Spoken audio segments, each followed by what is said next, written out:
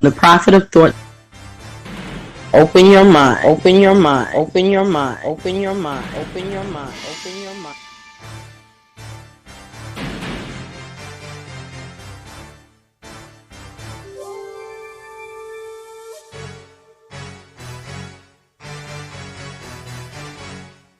Open your mind. Open your mind. Open your mind. Open your mind. Open your mind. Open your mind.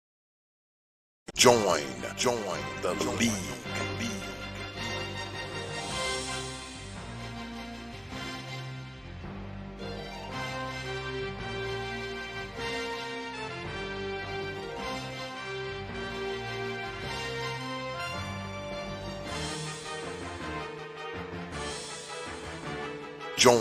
Join the league.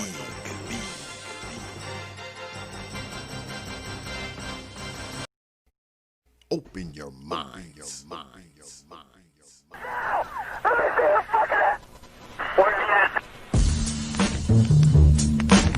Hours of power. Hours of power. Hours of power. Hours of power.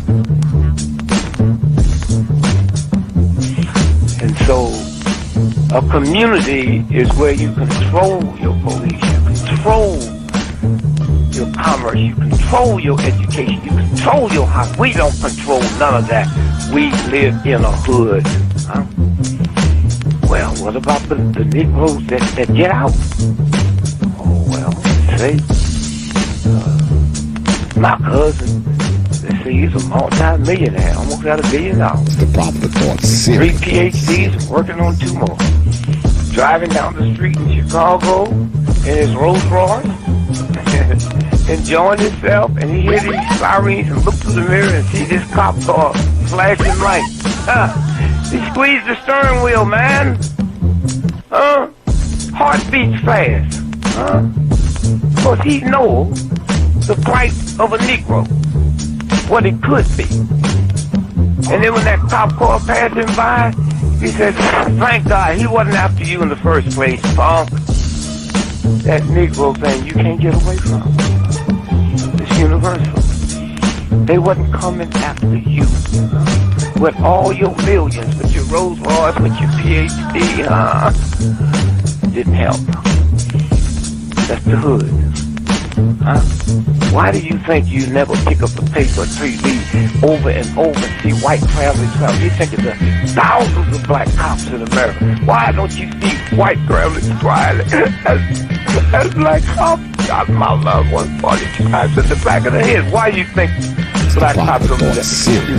You think they're more spiritual? Think they're better? No! They got enough sense to know that white folks ain't gonna tolerate it. And I will stop in our neighborhood when we decide we will not tolerate it. Now, if we was organized, which is hard to organize people who are just gonna run crazy and you don't know you're crazy. But if we were, with the money we have, and the many people who would come to our aid that don't know what it's like to be a Negro, and if we said, look, we saying, if we don't get a federal law to deal with police brutality, that anytime a cop or anybody carry a gun, have to have a license just like you do to drive a car. And if you use it wrongly, you'll lose your license. And if it's upheld, you can never work again as a cop or a store guard or a private detective. How do you get Congress to push that through?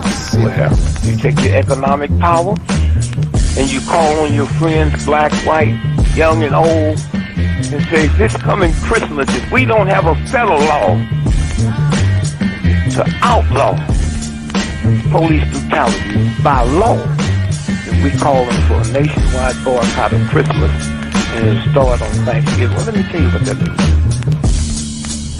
79% of all retail in America happens between Thanksgiving and Christmas. People stay in business all year, lose money just for Christmas, huh?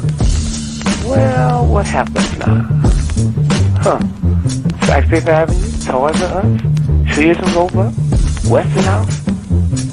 They will get the bill, and all they got to do is make one phone call and say, Harry, that's the senator, I want that bill pushed through in 3 days. Okay, it's an economic thing.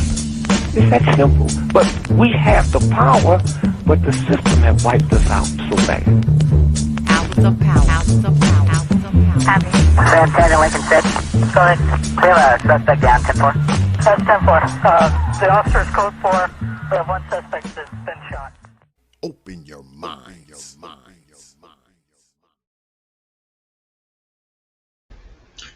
And peace, folks, and welcome back to another edition of the Proper Thought Series right here on the old T.P.O.T YouTube page. I'm your host X, of course, but you knew that already. That's why y'all black asses are here.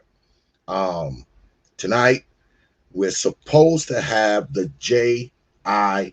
challenge. I'm waiting for Brother J.I. to get up in here, but y'all know I always start the show with thanking you good folks for your subscriptions, your likes, your views, your shares, and of course, your hard-earned pennies, nickels, dimes, quarters, and 50-cent pieces, because you don't have to do it.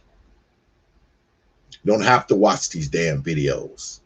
You don't have to come to these damn debates every week.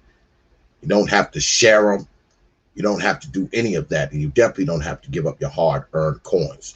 But you good folks out there, those good folks in here, and these good folks out there, you choose to do so. You choose to do so, man. And for that, I'm humbled. I'm honored. I'm thankful. And I think I'm losing my damn voice too, y'all. Did a lot of damn yelling today. So y'all gonna have to bear with me. The voice kind of fade on me, but I appreciate all you good folks, man. And I don't say it, man, to kiss your butts, because by now y'all know I don't kiss no butts. I say it because I genuinely mean it, man. And I appreciate all you good folks out there, man. I do, because I know that without y'all, this platform will not grow. And it continues to grow. And I know it's mostly because of y'all. It ain't because of my black ass. It's because of y'all, because y'all hang in there, man. And y'all support this channel. And I want all of y'all to know, man, that I appreciate y'all. All right? All right. So it looks like Brother J.I. is here. And most of you are familiar with Brother J.I. And he's coming up tonight, man. And he's taking on the challenge, or should I say, he's willing to take on anybody who wants to challenge him. But before we get started, I want to just go over a few programming notes, good folks, because tomorrow, the one and only, the good doctor, T. Hassan Johnson, will be in the house tomorrow. That's right. 9:30 p.m. Eastern Time, right here on the T.P.O.T YouTube page, and we will be talking about hating on masculinity. I'm pretty sure most of y'all know who the good doctor is. So if you don't, you will find out on the tomorrow, because he will be right here on T.P.O.T. And then Saturday, we got another special show coming through with some guests that I am very, very happy are coming through. The one and only Fourth Quarter Talk team will be in the house, and I mean all of them. Big Duke will be here. Brother Kenny Kojo will be here. Lady Topaz will be here. Third Ward Colombian be here. And of course, Brother Brandon L will be here as well. And we'll just be chopping it up, man. I don't even know what the hell we're going to talk about, but the whole team will be in the house Saturday, 9 p.m. Eastern Time, right here on the T.P.O.T YouTube page, So make sure you have your black behinds here, because if you don't, I'll haunt your black ass mama in her dreams. But like I said, Brother J.I. is here, so let's get at it. Let me bring the folk in. Brother J.I. Hey, what's going on? What's good with it, man? I think by now What happened to my everyone man? knows who, brother? The brother? the guy who said he's gonna Your debate me. opponent? I don't know. Remember, I told you I hit you up I didn't hear anything from him. So if he comes through, he'll be the first one to challenge you. But what I wanted to do tonight, because we do this a lot, we let you come up here and you speak your piece, and anybody who want to come up here, man, and challenge your points, challenge your talking points, hey, they free to do so. I believe by now everyone knows who you are. If you don't know, Brother J.I is the architect of the petition that's on change.org. It's a petition trying to grant, I want to get this right, to grant brothers the ability to financially abort. Is that correct, Brother J.I? That is correct. Now, those of you who follow the Proper Thought series, y'all already know. Brother J.I has been here talking about this before. Brother J.I is a member of the League, and he laid down his case. And what we thought was going to happen tonight, we thought I would have an opponent for him tonight, but I never heard back from his opponent. Everybody knows what Brother J.I.'s position is on this. So anyone who opposes that position, let me know. Send me an email and I will send you the link, because I don't put the link in the chat anymore. That seems to be fool's gold to do. So I don't put my link in the chat anymore. If you want to come up here and you want to challenge Brother J.I about his stance, feel free. Hit me in my email. My email is prophetofthought, one word, at yahoo.com. prophetofthought@yahoo.com. No caps. It's prophetofthought@yahoo.com. Hit me up with an email and you can come on up here and throw down if that's what you wish to do. All right. Don't talk shit in the chat, Big J. If you got something to say, you got my email. Hit me up. Come on up here and settle it up here. We're not going to be debating folks in the chat room. That ain't going down tonight. The chat room don't operate the way it used to. Yeah, I'm open to anyone, man or woman. We ain't doing that shit up in here tonight. We're So not. we're waiting for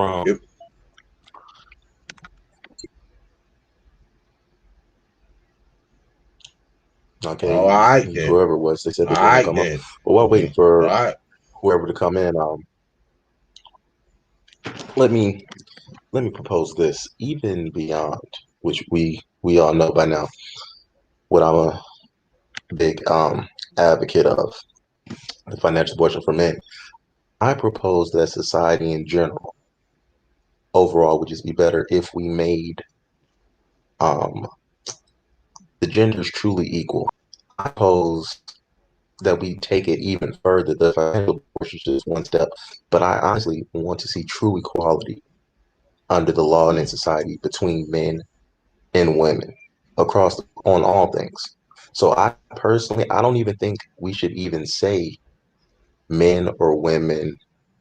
We should just remove it from the vocabulary, ultimately, in jobs and everything. When you see a job posting, be like looking for men to do X or looking for women to do. We should just remove all that, completely get rid of it. Just create a society that does not see gender in the society. And if we can do that, I believe we can make things much, much better across the board for everybody. What do you think? So, well, let me ask you this. Is that what your petition is about? Is your petition more about, I should have asked you this last time you were here. Is your petition more about equality, or is it about men having more rights than they do right now, or is that one and the same as far as you're concerned? To me, it's That they are slightly different because of the way I see it. Equality means that we both have the same thing. Rights is something that you believe that you are entitled to. So it is Mm-hmm. about, and they are slightly different, even though they do overlap, like a Venn diagram. But it's about both. It's about men having the same rights. So it's about equality under law. It's also about men having rights because it's about men being able to choose when they become parents, which is a right that they don't have currently under the law, even though women already have that right. So it's about both, and they are slightly different. So I'll say it's about both. Hmm. So let's assume, okay, let's speaking hypothetically, your petition makes its way to the governor's desk. He signs off on it. It is now official. What do you what do you see after that happens? What I mean, what does the life of the rank and file black man look like after your petition is passed? And good luck on that cash app, brother Kenny, man. Appreciate that, brother. Appreciate that. Go ahead, brother J.I. So good question. It looks like this. It looks like a world where black men have control over their futures and where they don't have to worry about being bogged down in a relationship, not a relationship, in a situation that they never meant to be long term, that they just got caught up in when, some chick from the club or something like that. And I see it freeing men up to do what they want to do without fear of being caught up in a bad system. If we had this, I actually see the dating getting better Mm, because men are right now so defensive because we know that all these things are against us. I see men opening up more, taking more chances because they know that they control their own fate in their hands. If something goes left, they're not going to be at the mercy of someone else. So I think it would improve on the dating front as well. mm. Oh, good look on that 4.99 super chat, Counselor Murray. Appreciate that, brother. Appreciate that, man. Well, I think you're gonna find support for it. Um, I can see both sides of it. That's why I can say that. I think you're gonna find support for it. Of course, your biggest detractors are going to be women.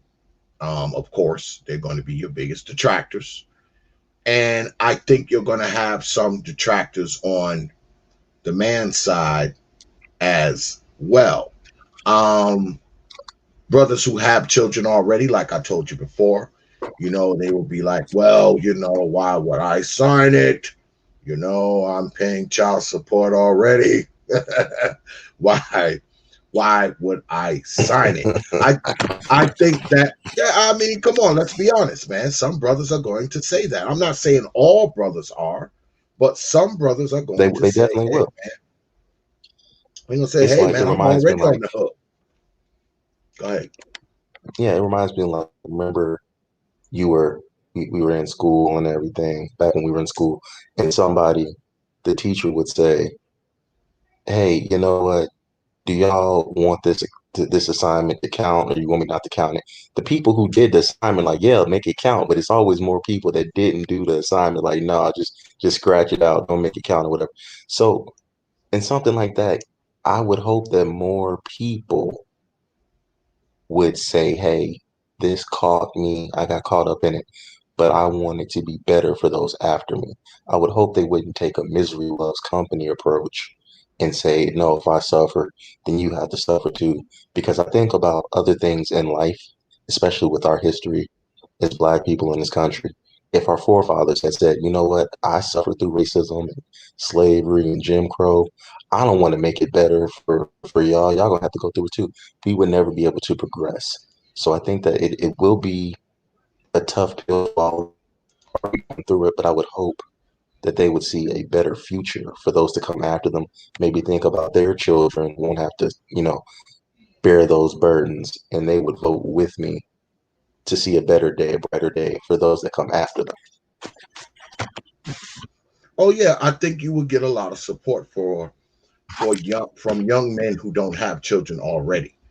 The young men who don't have children already, of course, you're probably going to get you're probably going to get the majority of that contingent of folks, because they're going to be right in line with that.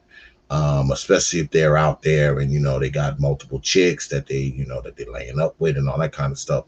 So, I mean, but I still say that your biggest attractor is probably going to be women, because I I think women will shy away from anything that gives a man more rights when it comes to, childbirth, being a parent.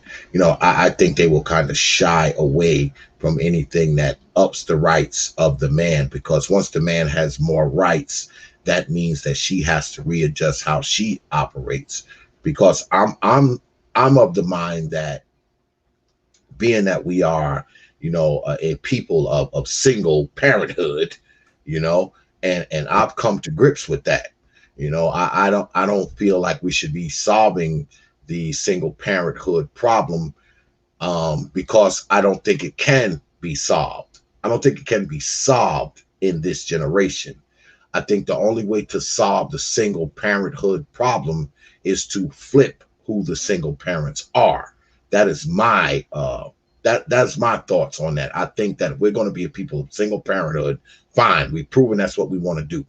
So it's time for the men to be the single parents. And then once those men are the single parents, they will raise the more responsible sons and daughters. And those sons and daughters will grow up to be wives and husbands. See, that's just me, but I'm old. So, that's how I think. I don't think that I don't think the single parenthood problem will be solved in this generation. I think it would only be solved if men start to take control over the majority of the children. Those children, the young boys, will be groomed to be husbands, and the young girls will be groomed to be wives. I think that's the only way Uh, to fix that problem. let me. That's the only way to Now fix I that gotta problem. push back on that. Go ahead. I gotta push Go back ahead. on that because the way I see it, now what you're saying, I agree with the spirit of what you're saying about men being better single parents. I agree with that wholeheartedly. I don't agree that it's going to turn out more husbands or more husbands because marriage is the thing. And this is why a lot of women, particularly, they can't argue against my petition logically. They can only do it emotionally because they don't like it, but they can't deny that it's unfair. See, Mhm, marriage is an institution in a society. That's all it mhm, is. The mhm, laws in this day and age have changed and such. We came from a time where, over 90% of people were married to now it's the lowest it's ever been in history because the laws governing it have changed. So I don't see, if anything, I would see the men raise children to not fall into that marriage trap because they're not going to get what they're worth out of it. I don't see, unless those laws that's around it change. I don't see men pushing. I don't believe men would push their sons into that system.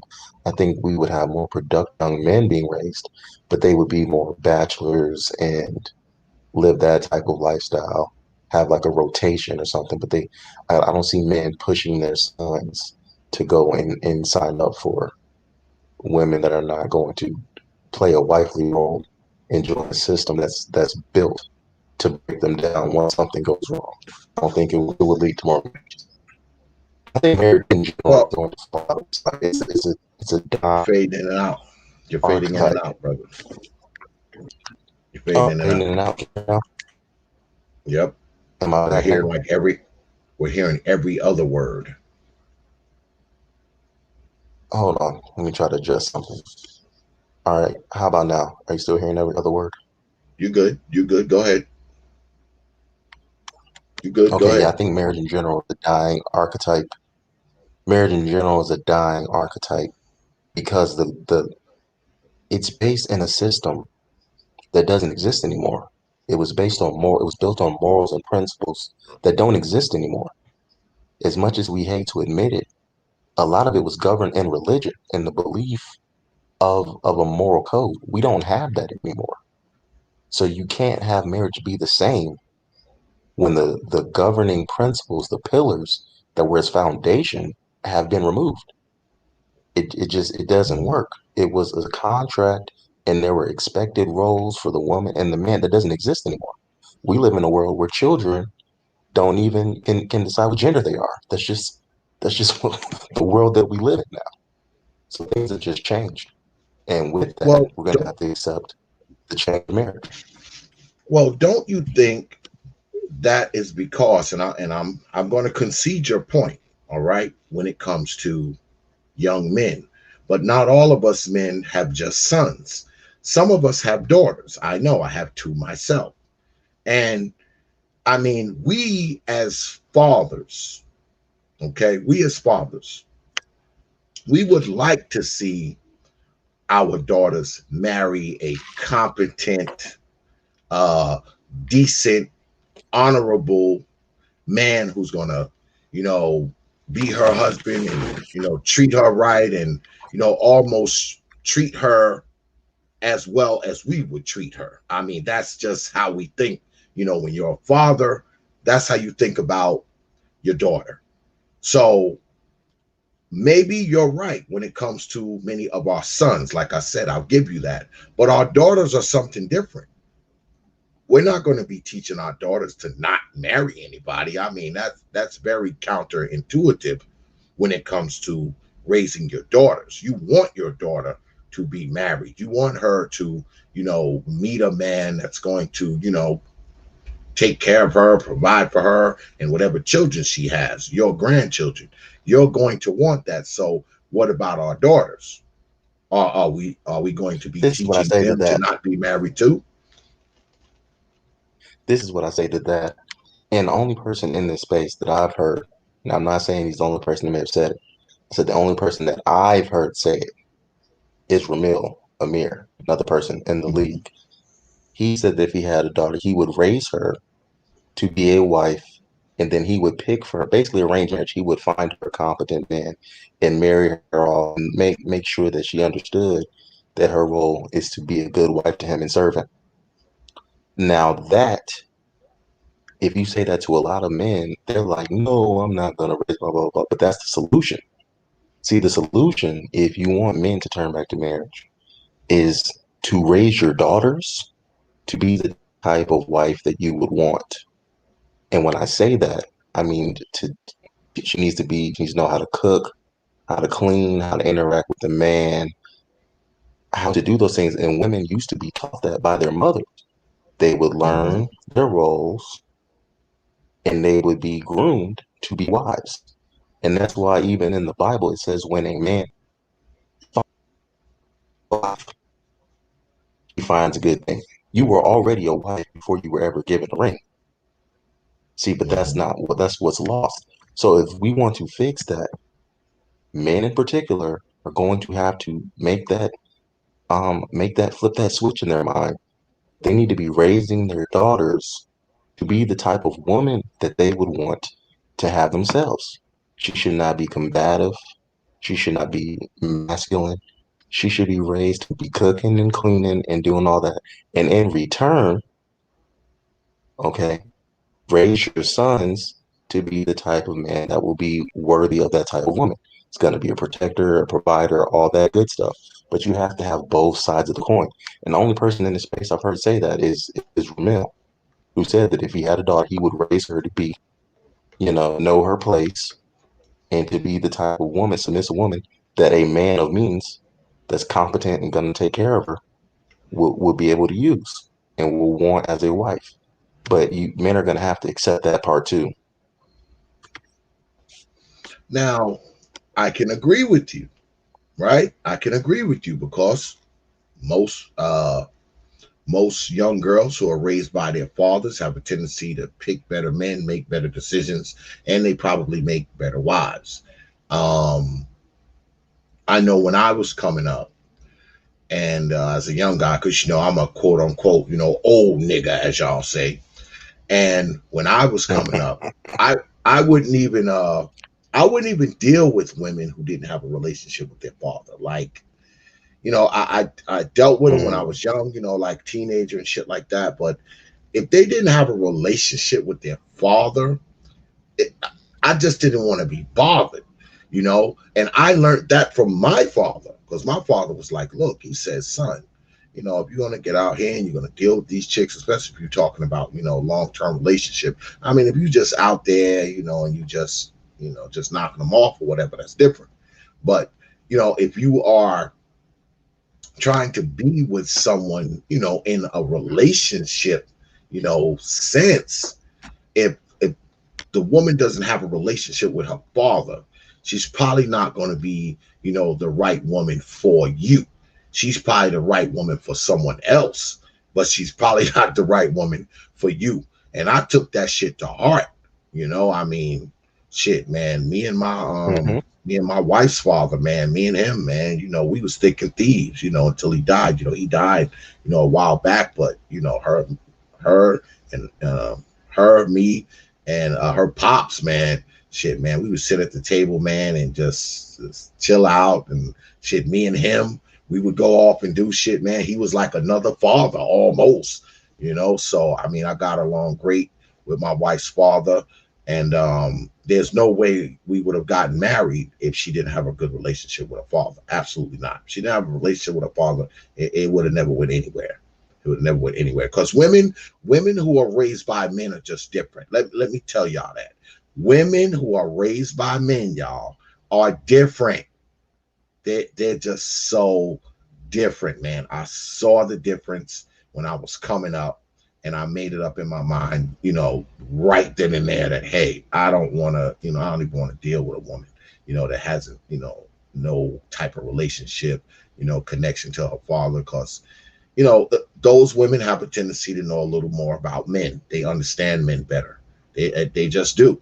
They just have a better understanding of men. So I say this to you, Brother J.I.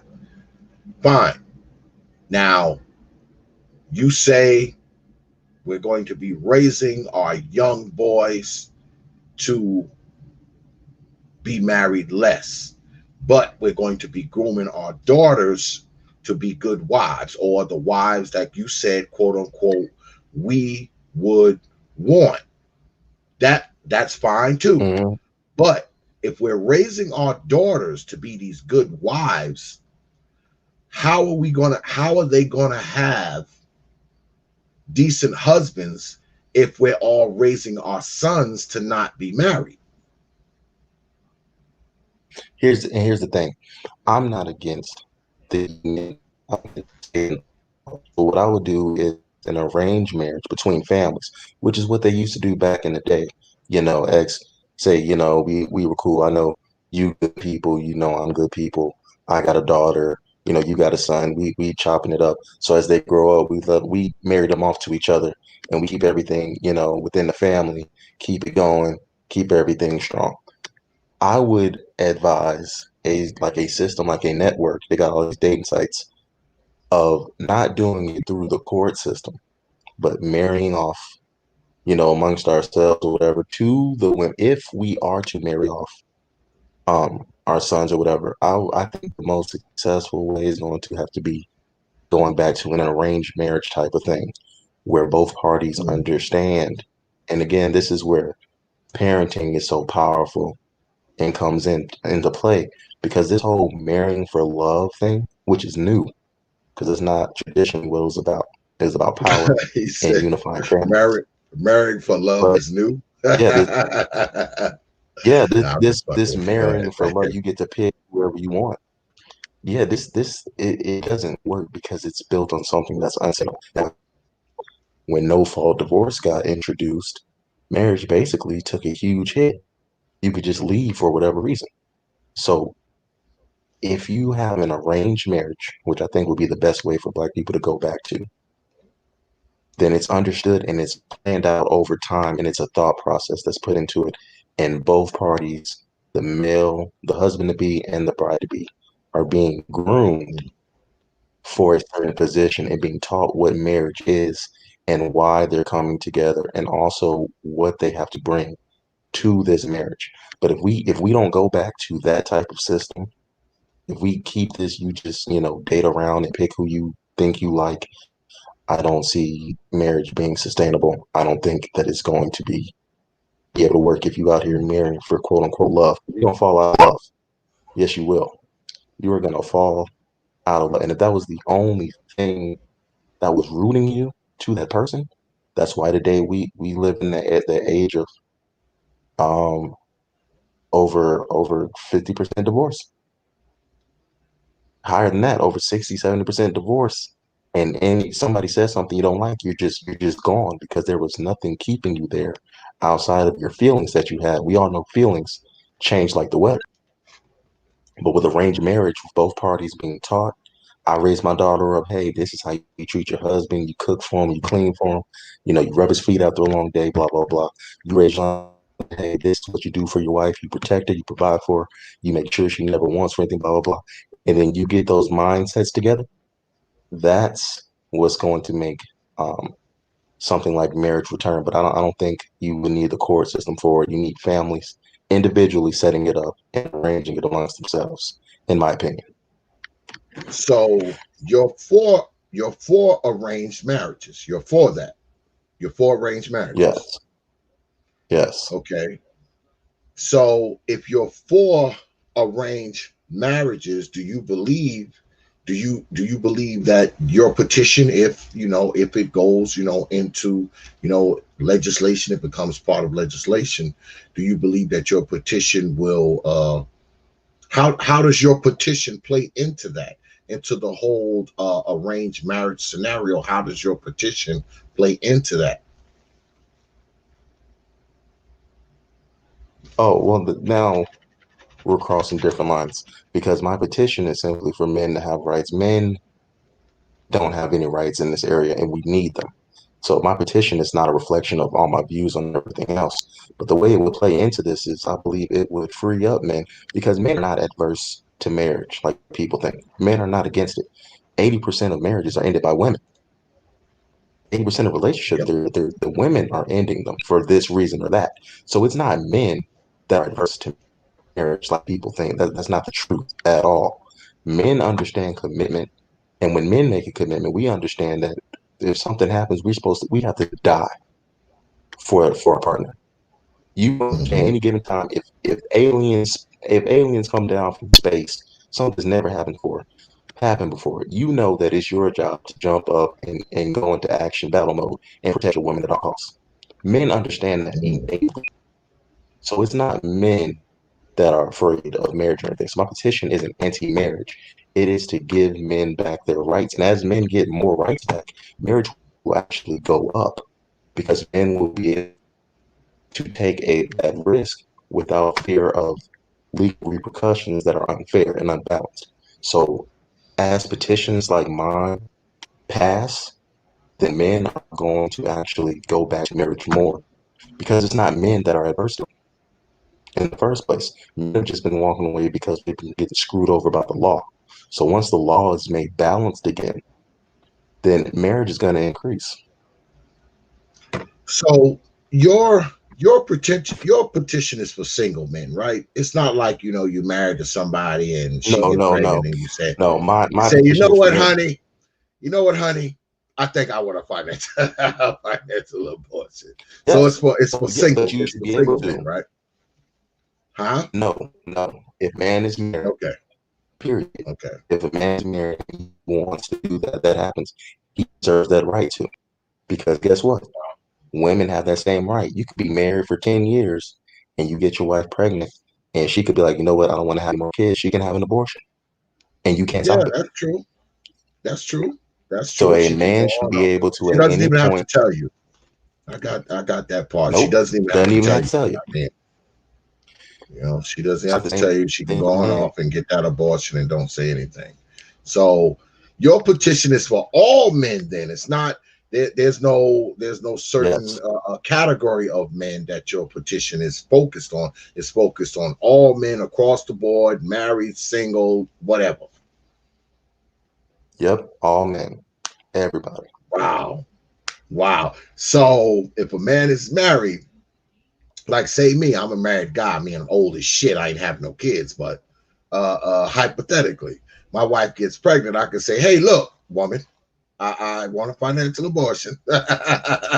Even though we've been married for 10 Yep, years, I want a financial abortion. yep, Shit. See yep. that? But see, that's the thing, Brother J.I.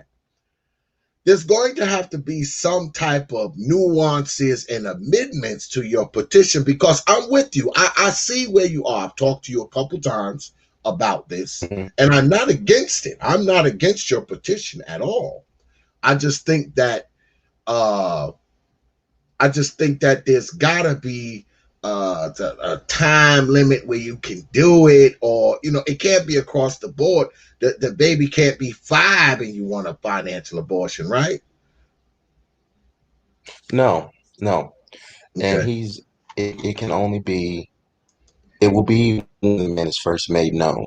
And I say when he's Okay. first made known because, Mm-hmm. as we know, men find out at different times throughout. So Mm-hmm. whenever he's made known, he will have the ability to have it. And I actually say the way I would have it is he would have it when he's made known, he has the ability to opt in.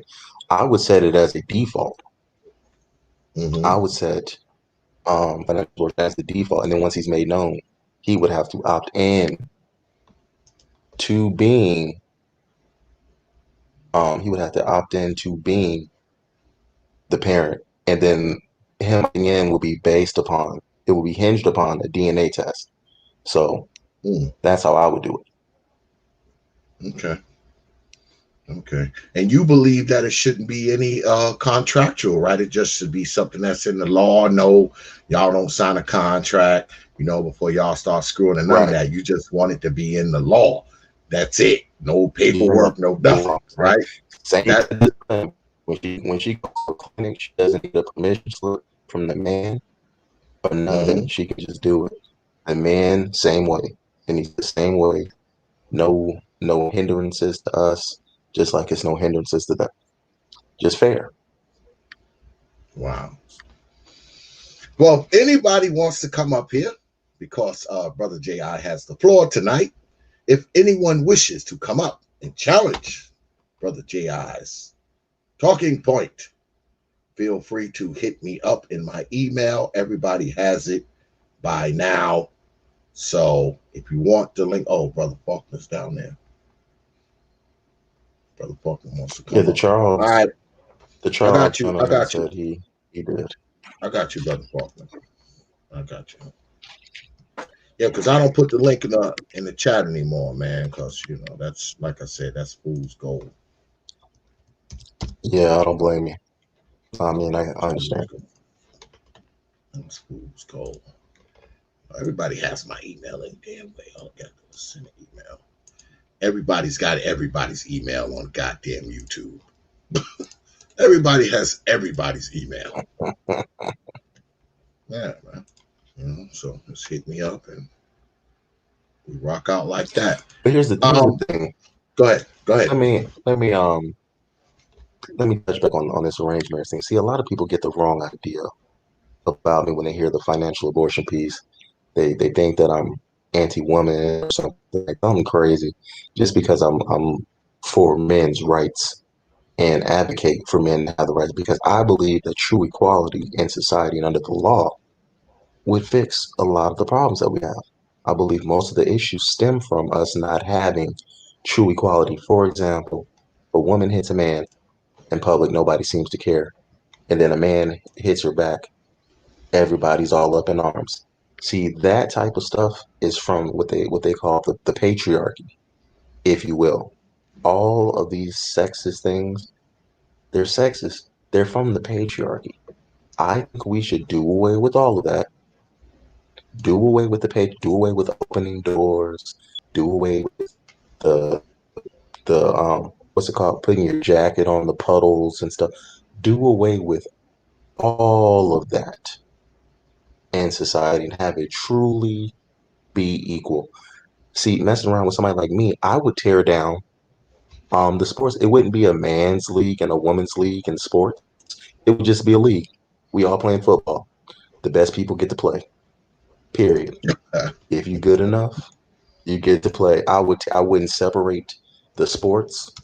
I wouldn't Mhm. separate any stuff. I would tear all of that stuff that separates it. I would tear it all down. It would just be equality, true equality across the board. May the best person win. Everybody compete, and everybody gets treated the same. If you hit a person, I wouldn't say my report would read woman hits man, man hits woman. No, it would be person A, attack person B proceeded to stomp person A down, and then people would read it like that with no gender in it. People would be like, oh, well, person A should have kept their hands to themselves. But that's how I would tell the story. It wouldn't be man or woman. It would just be person A, person B. I wouldn't have any type of separations between them. We would just be the same. If you wanted those individual treatments, the jack in the puddle or opening up doors, you would have to get that in your personal relationship.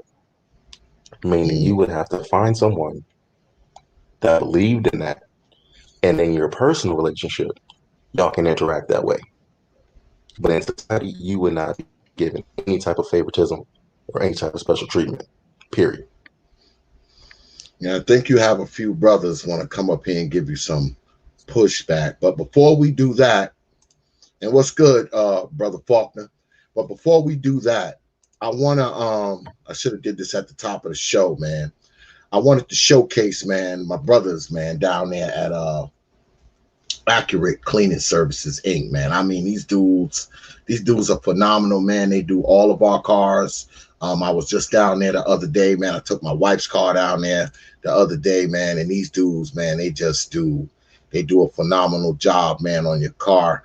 I mean, they'll come to you, or they'll meet you somewhere, do that shit in a parking lot because they mobile as well. They have a shop and they're mobile. Remember this name, Accurate Cleaning Services, man. And these are brothers. All right. These ain't no white folks. These are brothers. And they do all kinds of stuff, man. And let me tell you something, man. They do a phenomenal job on the whips. They do a phenomenal job on mine. They just do, man. They do really, really good work. So if you find yourself, man, in the Queen City, in the metro area, Gaston County, Cornelius or Iredell, check out my boys down there at Accurate Cleaning. And they don't just do cars, man. They also do structures, they do stairs, they do buildings, they do signs, they do all kinds of shit, man. I mean, these dudes are out of this world, man. They do houses, they do office buildings, they do driveways. I mean, these dudes are phenomenal, man. Accurate Cleaning Services Inc. Make sure you check them out, man, because these are my boys, and the brother who runs it, he's really, really humble because they do all of our cars. They do all the cars I got. And they was like, oh, X, I don't really want to get out there because I'm already swamped, man. You scaring me. I said, come on, man, let me go ahead and put the shit, up on the stream, man, because like I said, these brothers do phenomenal work, man, on cars. And as you can see, they don't just do cars, they do buildings, they do sidewalks, they do railings. I mean, they do commercial buildings, they'll come to your house, they do all that. So check them out. It's Accurate Cleaning Services Inc. You can hit them up at accuratecleaningservices.com. That's www.accuratecleaningservices.com. Or you can hit them at accleanteam@gmail.com. That's accleanteam@gmail.com. Check the brothers out, man, because the brothers are serious business, man. And they do absolutely phenomenal work. I mean, they even lift up the hood, clean the engine. They do all that shit. Like I said, I was just down there because I took one of our cars down there the other day, my wife's car, and I mean that shit was dusty as shit, and man, that shit came back looking nice. So check my boys out, man, and shout out to the brothers down there at Accurate Cleaning Services, man. Good dudes, man. Good dudes. But yeah, we've been joined by Brother Faulkner. What's good with it, Brother Faulkner? Woo, what's up, everybody? What's good with it, man? What you got? What you Styling, got for us, brother Faulkner? styling and profiling. I was listening to the arranged marriage part. I don't mind the petition, but the one thing about arranged marriages that's gonna be hard to pull off in a liberal country. Very hard. But I got in like a little late into the subject matter, so I wanted to hear more about the petition and see what the pros and cons about it is. What is he You petitioning want me to explain exactly? the petition? Yes. Okay, yeah, no problem. So I started a petition. Um, if a woman gets pregnant and she doesn't want the child, what can she do?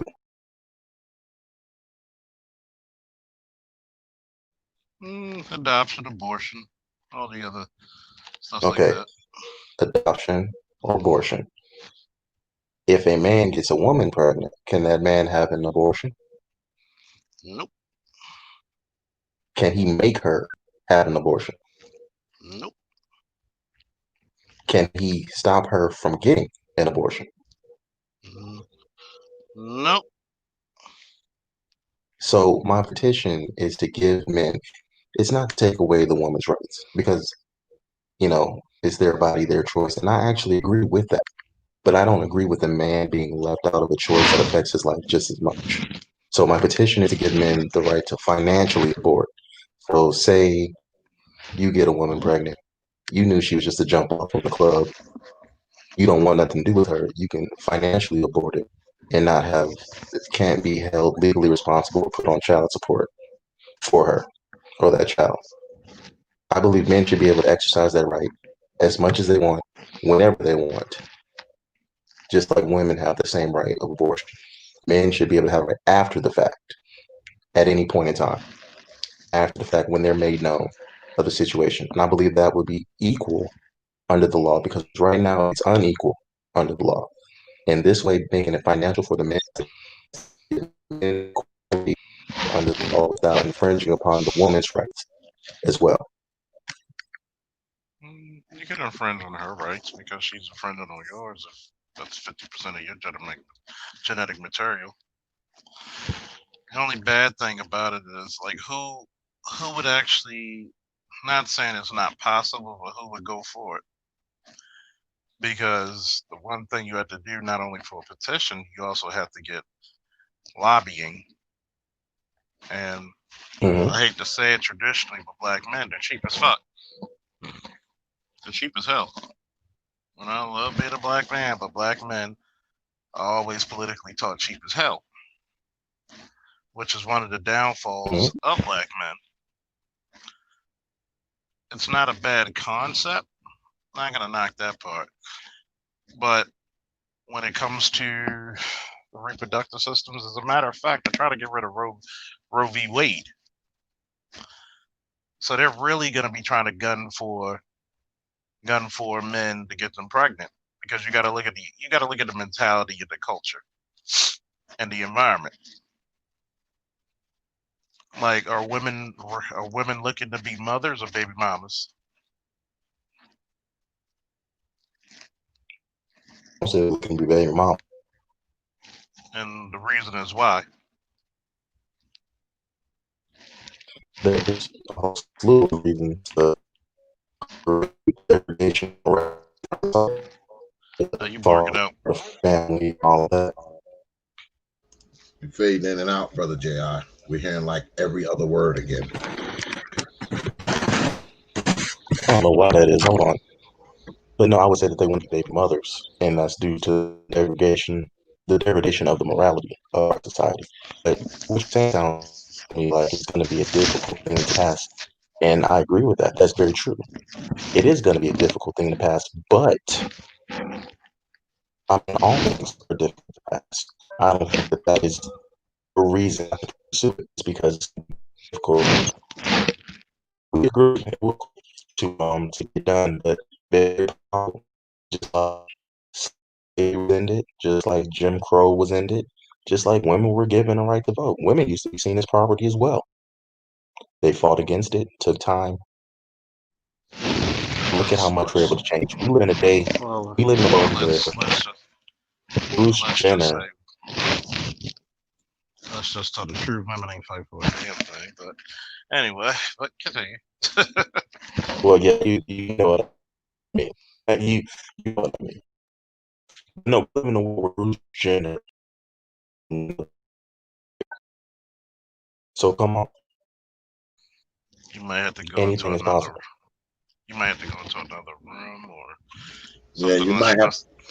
you might have to drop down and come back out because you like I said, we only hearing like every other word, brother J.I. Every other word. I'm still messed up. All right, hold on. I'm gonna drop down, come back. All right.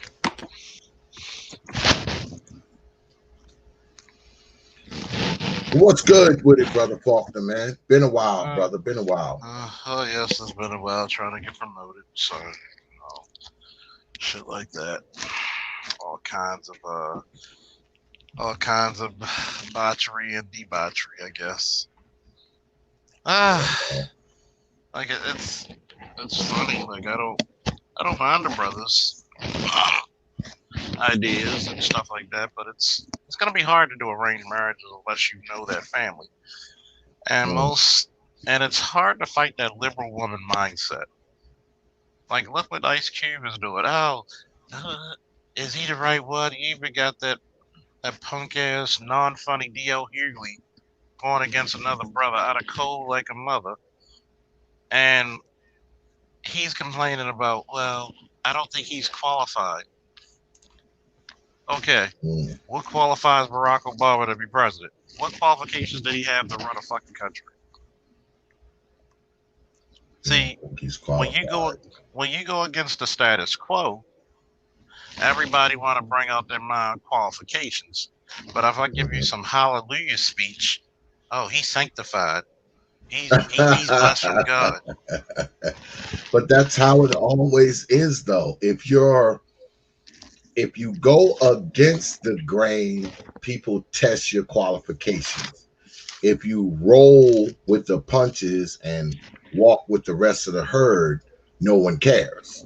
You know, you can be the most unqualified person on earth, but if you're saying things that everybody agree with, no one's going to question your credos or your qualifications. Or nobody's got a better goddamn eye. Yeah, and that's the saddest part. It's like you get a lot of these folks out here, even in YouTube, who will question me down about law enforcement and law enforcement tactics, and I will actually give you what they're trying to do for law enforcement around the country. Why? Because it's been on the goddamn sergeant and lieutenant's test that I took a month ago. No. This is what happened. I'm like, some people, it's one thing to debate and both sides are knowledgeable about what the hell they talking about. But it's another thing when you're debating people who don't understand, never put any thought, no research. I can tell the young brother put some research into his shit. But he's not the norm. No. Unfortunately. And are there some things, like you said earlier, X, about he would have to tweak a little? Yes. Yeah. I mean, you know how it was with me and Cerulean and I when we came with the Great Faulkner Initiative. How many people were against, well, should black men be in the military? Because it's your military. So you're gonna talk about racism, right?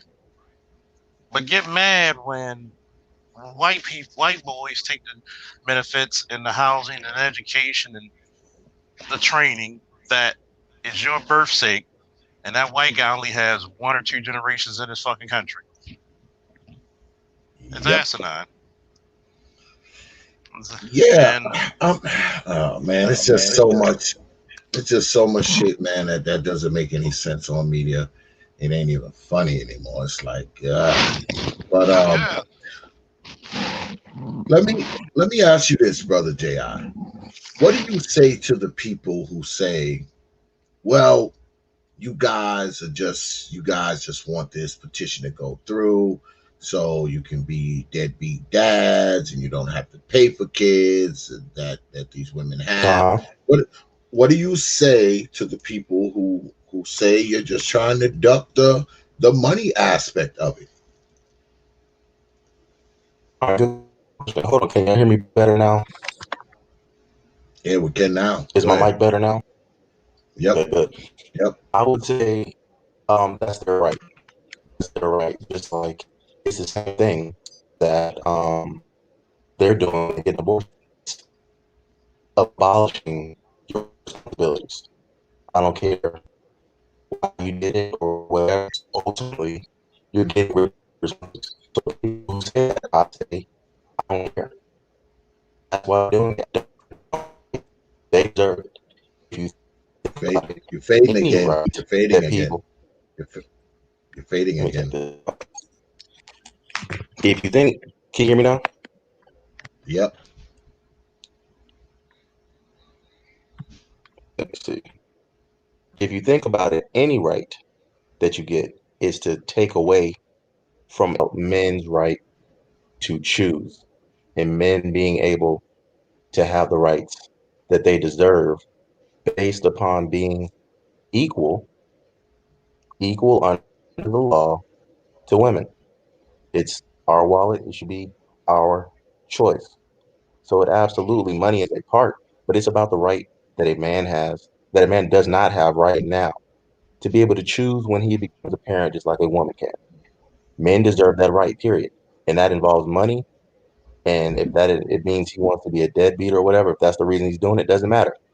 There's some deadbeat mothers that get abortions. I don't care what the reason is. He deserves that right all the same. Even if he's just gonna abuse it every chance he gets, and he just wants to get 100 women pregnant and walk away, he deserves that right. Because guess what? That means there's 100 women out there that let that happen. So they chose that too, and they could all Mm. go get abortion. So this So is yeah. because if it goes through, there's going to be abuse. I mean, some brothers are going to abuse the shit. They're Yep. going to abuse the And they shit. deserve the right to. They deserve the right to. Just like some women use abortion like birth control. They deserve the right. So how many signatures do you have so far? When I last Do you checked, check it regularly? I was at 152. Yeah, I check it every couple of days. When I last checked, I was at about 152. Hold on, I can pull it up and see how many I'm at now.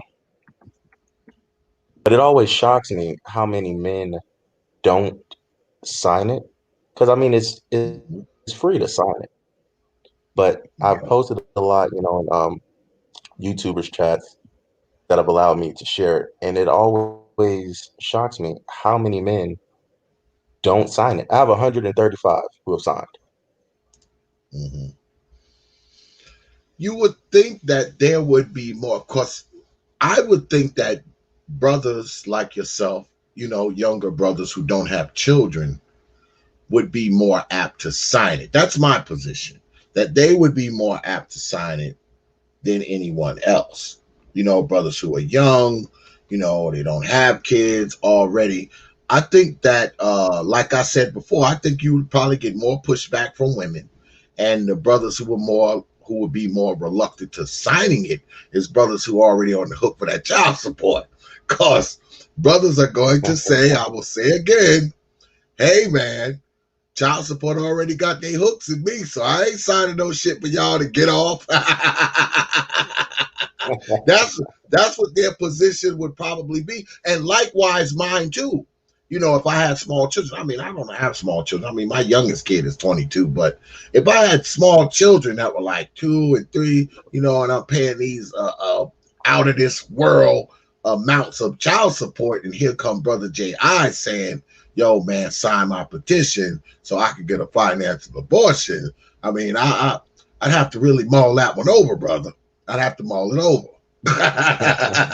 Have to think it over, especially if I'm on the hook. I'm paying, 800, 900 a rack a month in child support. I'll be like, wait a minute, man. So you telling me that if this goes through, You can just go around and bust all the nuts you want and say you want to finance an abortion while I continue to pay child support.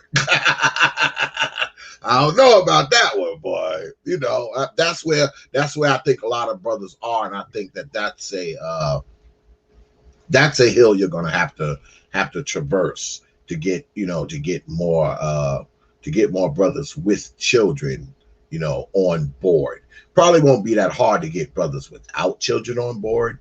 Your problem with the brothers is gonna be the brothers who already have children, especially if they paying that child support.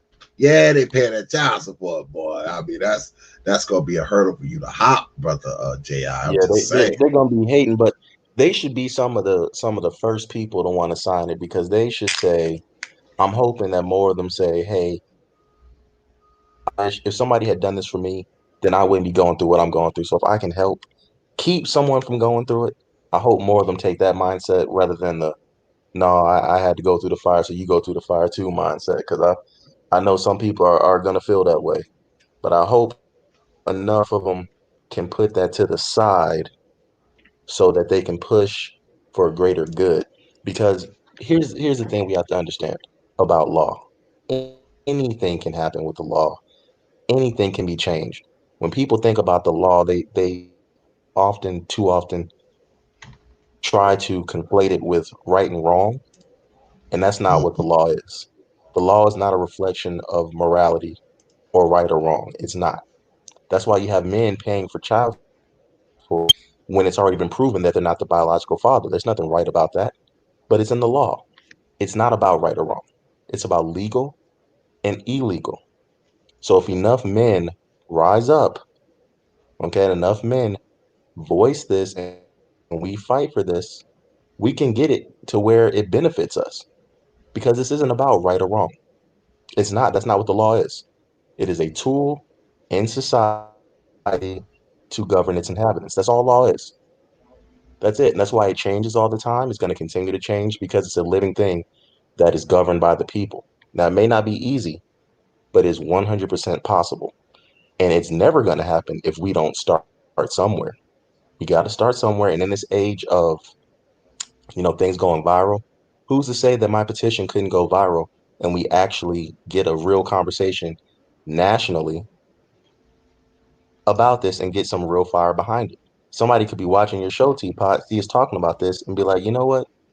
Let's get some more attention to this. Bring it up somewhere else. We never know what can be the domino that knocks over the next domino that leads to a greater thing happening. And that's why every chance I get, I have these discussions about this because men have to get serious about what our rights are, and we have to start somewhere about fighting for them. And I've seen petitions on change.org get hundreds of thousands of signatures, so you can get some real awareness going. But we just have to keep having the conversation and keep fighting towards it.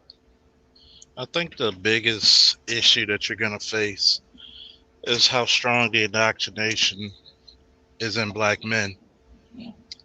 This is the reason why I talk about my channel, the rites of passage for black men.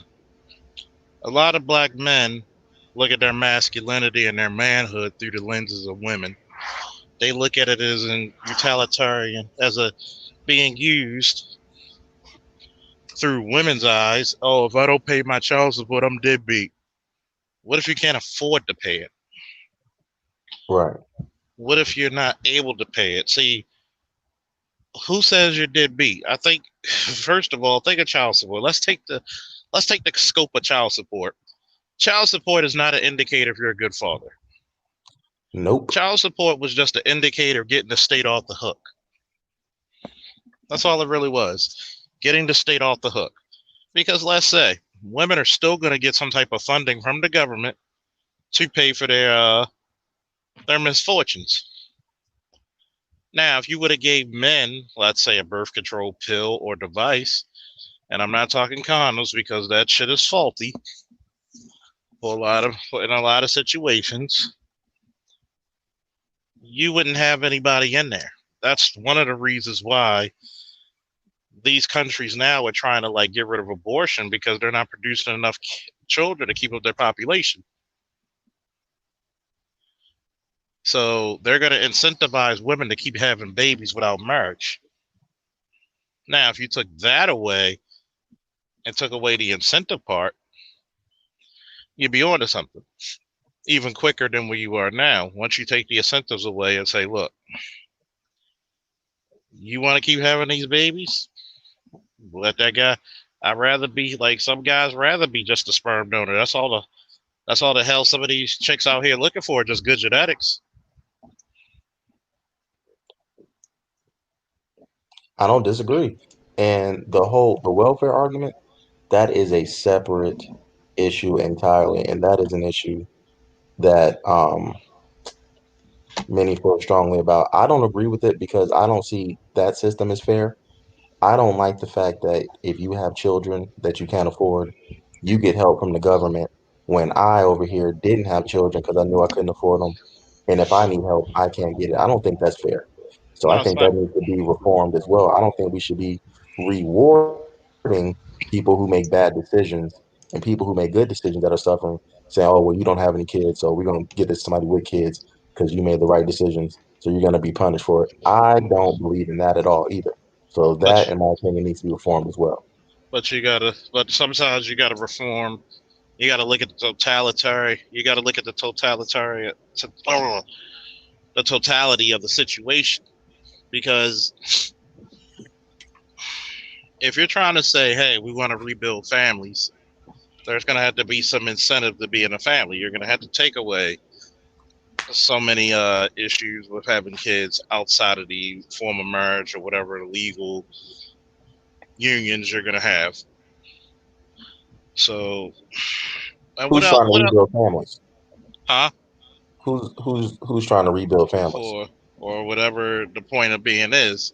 Some people are, you know, and some people just are. Some people will use, let's say, your petition to say, hey, this is a great way to rebuild families. It Because would if you're empower not good, men. It yeah, would empowering men strengthens the family by default because men naturally will seek out families. It's most men's natural drive to seek out, have a family, pass on your name, blah blah, whatever, whatever. As women gain more and more rights under the law that were unfair to men, of marriage, course they're going to get it. which was the Um, union, which governed families and solidified families, it deteriorated. well, Go you got ahead. to remember, marriage, did it benefit the woman or the man? It actually benefits two people, the children Marriage and the women. benefited both, in my opinion. In my opinion, Because marriage benefited both. you got to think about it, right? The concept of being married to one woman is fairly new on the planet. Agreed. So, so a lot of times, whereas though when you married, that was the joining of wealth. So where you had multiple Hmm. wives and you joined with their family's wealth, you kind of multiplied your wealth. You multiplied your legacy. Even in this Western civilization style of marriage, men take the bulk of the responsibility in marriage. No, we It's, agree on that. And I'm not when I say marriage, I don't mean just one man and one woman. I'm not against, a man having multiple wives. I'm not against that at all. hmm So I agree. I agree with what you're saying.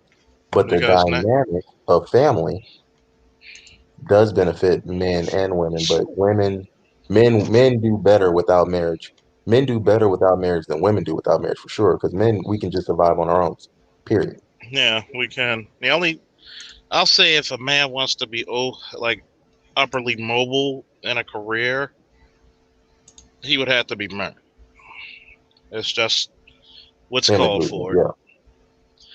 But things like this would make women more competitive when it comes to okay, he's not going to take me because I got like six babies when this woman already had about just like she has no kids, so it's going to make women more competitive because they know that hey, I don't have anybody backing me up on this kid anymore.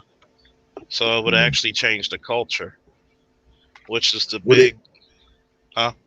would it bring about more consciousness through women because they know, I'm speaking, after after it's got stamped off, got the rubber stamp, and got signed by the governor, and it's now into legislation now. Would it make women more conscientious about, getting pregnant in the first place, knowing that brothers have the ability to have a financial abortion? Would Yep. that also What be the do case? you want me? Honestly, no. He said See, no. women are like. You ever seen a child that will keep going into there and keep having the little shock if they put the damn fork in the electrical socket? Hmm. That's how women are. It's going to take a few shocks for them to get it, Mm. and So, you're they're going thinking to. they're going to have a few brothers implement the And financial that's the abortion before and before that's it the sinks in. that's yeah, that's the bad part. You got too many sucker ass Negroes who are just pussy placating, if you really want to call it what it is. The circumstances. You can't get a unified front when all these brothers somehow, some way, cannot be on the same damn accord. Like I can't tell that woman no, I don't want a kid if the next motherfucker telling her like, yeah, you should listen to him. You're a real woman. You should do whatever you want. You a queen. No, there has to be united front between brothers, and this is the reason why black men don't have any rights now, because we don't have any goddamn united fronts. All you gotta do is throw a woman in the mix, and then goddamn, watch the plans fall the fuck apart. Well, Brother J.I. says this would be for all women. So, I mean, it would be for all men. So, all Hmm. men would be able to utilize it. So, that And that's alone would kind of bring all men together on that, at least, because all women are together on the whole being pregnant thing and the whole nine. So if all men are covered under this law, it wouldn't really matter if a dude was soft or simp or whatever, because he'd have that right to the financial abortion as well, right, Brother but, but J.I.? that's but that's the part that we underestimate. You Yeah, never all men would have it. underestimate the stupid. You never underestimate the crazy, the stupid, or the simp. But they would be fucking it up for everybody else, though, if they That's the if part they're of the not simp. if they're not utilizing it, because some That's the brothers part. No, won't utilize it, right? It's no, they it's like wouldn't. They now. wouldn't mess it up for everybody else if they didn't. If they didn't use it, they just didn't use it. I mean, they don't have to, but they would have the right and the ability to, should they decide to, and that's what's important. They can choose not to if they want to, for whatever reason. But the fact that they have, just knowing that they can, will change the game. And all behavior is a product of the consequences. So after a couple Mm. financial abortions, I say the first, couple thousand, and women see, oh wow, this is a real thing. Their behavior is going to change quickly. It's not going to change who they're sleeping with or whatever, but it's going to change who they're getting pregnant by. Period. I'll say this because all women aren't stupid, and they know who they get pregnant by now. It's going to take about a generation or two for it to really take effect, like any law. Mm. Like, remember when back in the day when you could use the last seven numbers of a phone, and motherfuckers had to get used to it. It took like a year or two for motherfuckers to keep. Like, God damn it! Like, you got to get used to it. So you're gonna have to change the environment, which it would, but it's gonna once you change the environment, you change the culture, and then slowly it's gonna be implemented.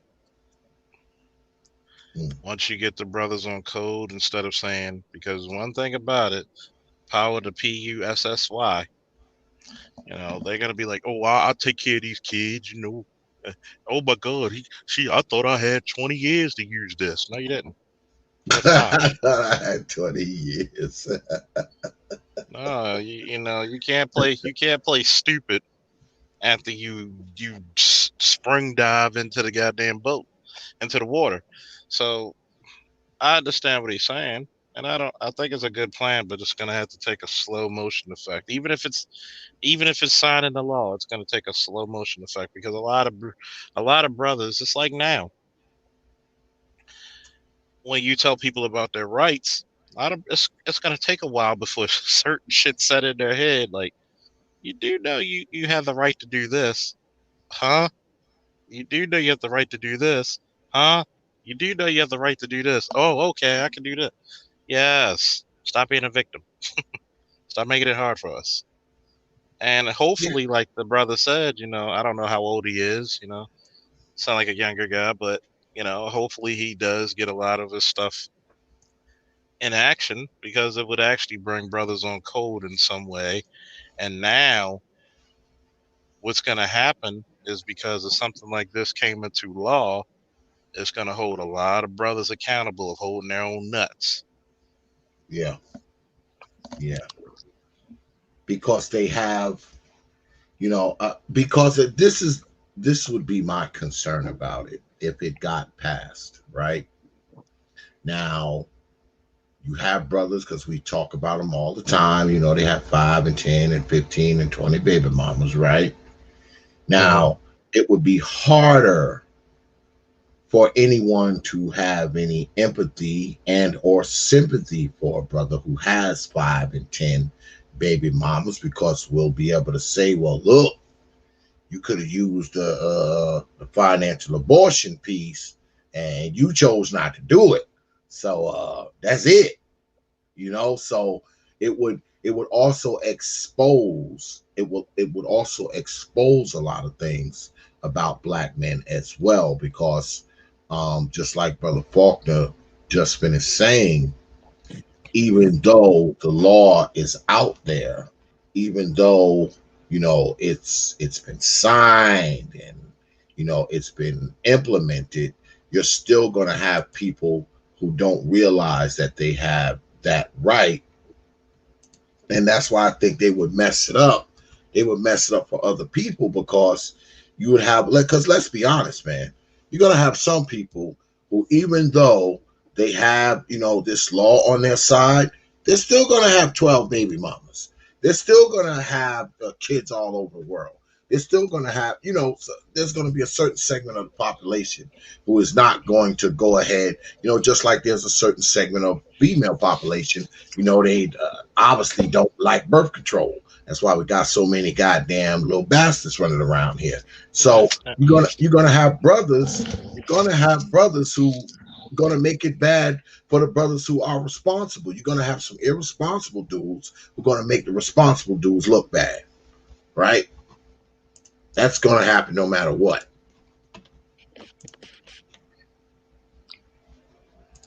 And the people that think this is just so far-fetched, it used to be like this. The term bastard means you were born outside of marriage. If you were a bastard back in the day, you had no rights to anything. You were a bastard. You were illegitimate. You were had outside of a union. So essentially, when stuff was passed on, you didn't have any claim to it. So this is not a new concept. These concepts there's nothing new under the sun, truly. So this would just be bringing back this aspect of a man being able to choose who he deems to be his legitimate heirs, pretty much. Mm. So it's not even new in that regard. Yeah, well, I remember when you were here before, Brother J.I, and you said that because I was asking you about the family ties, and I told you, I'm a grandfather myself. So if I could just imagine if, one of my sons, they tell me, oh, well, Pop, you can't go see the baby, or the baby's not coming to the house, because I got a financial abortion. And I'll be like, hey, wait a fucking minute. So I ask you, I guess, to build on the question I asked you last time, because you said that if you got this financial abortion, that would not only cut your ties to the child, that would cut, your parents' ties, the the the child's grandparents is what they would be biologically. That would cut their Mhm. ties as well. So if you have guys who are implementing, their right to have the financial abortion, that cuts out if the woman has the baby. I'm assuming she's had the baby. You had your financial abortion, right? You had your abortion, so you're Mhm. off and living your life, and your parents are like, "Hey, these are my grandchildren. This is my grandchild." And they may want to leave them their house, their life insurance, their business, their whatever. So that child is, you chose to not have the child as your heir, but at the same Mhm. time also chose for your parents.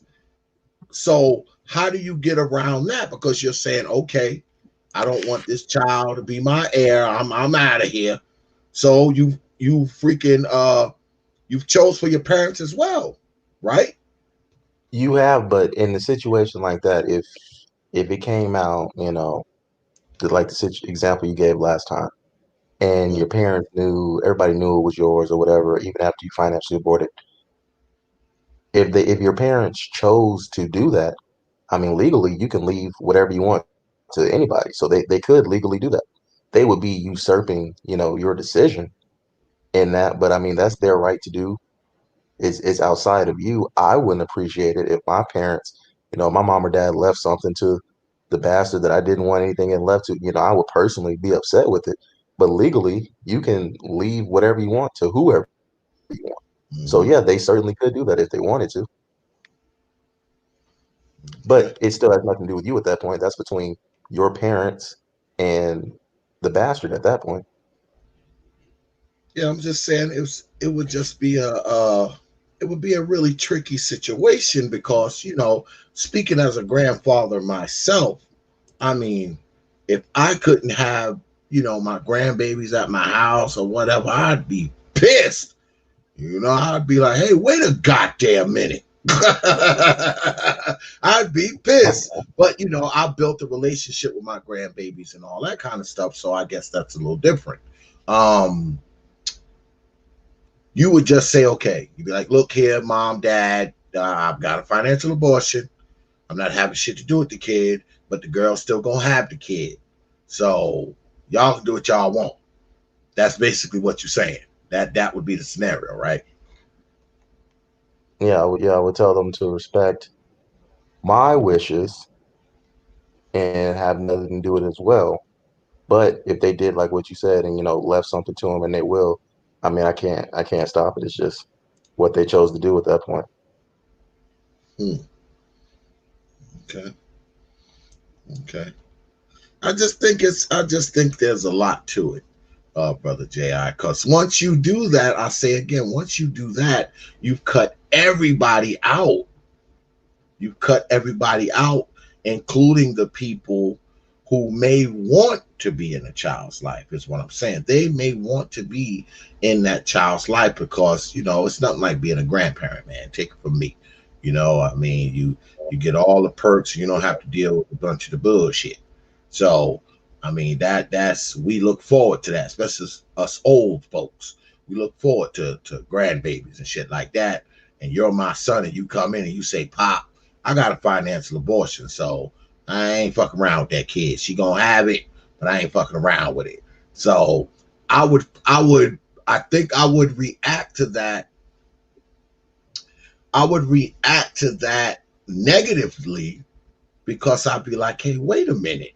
You've made it so that I can't deal with the kid anymore, technically, because I don't really have a right to my grandson and or granddaughter because you have signed that away with this financial abortion shit. You Yep. understand where I'm coming from with that? You Yeah, know? I understand. And it's just one of those things. They're just gonna have to respect that is your decision because it's my decision ultimately. And they're just gonna have to accept that. And that's just gonna be what it is. Some people might have a problem, and you're absolutely right. Some people will have a problem accepting that. But that's just gonna be what it is. And I'm gonna tell them, look, don't be inviting this thing around, this bastard around anything or whatever. Like I said, this is nothing new. There's been bastards since the beginning of time. Some of them was even at the church. They knew that the little boy was the pastor's son with the side chick or whatever, and it was what it was. It's nothing new. But they're just gonna have to respect my decision. And if they go behind my back or do whatever, it's unfortunate. You can't stop them, but they're not gonna have any rights to that kid. So that's on them at that point. Okay. My man Big Nate is in the audience. He want to come up and ask you a question. The only reason I'm putting this in the link because I know he's probably on his phone or his work computer. Anybody else take this damn link, I'm gonna kick you the hell off and I'm gonna find your name and I'm gonna block your ass too. It's for Nate only. Don't like it, too bad. Leave.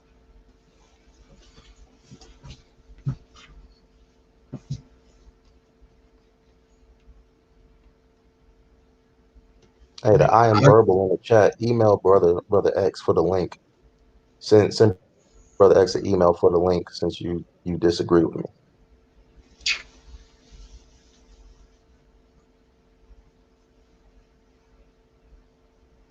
Let me know when you got it, Brother Nate, so I can take it out of there.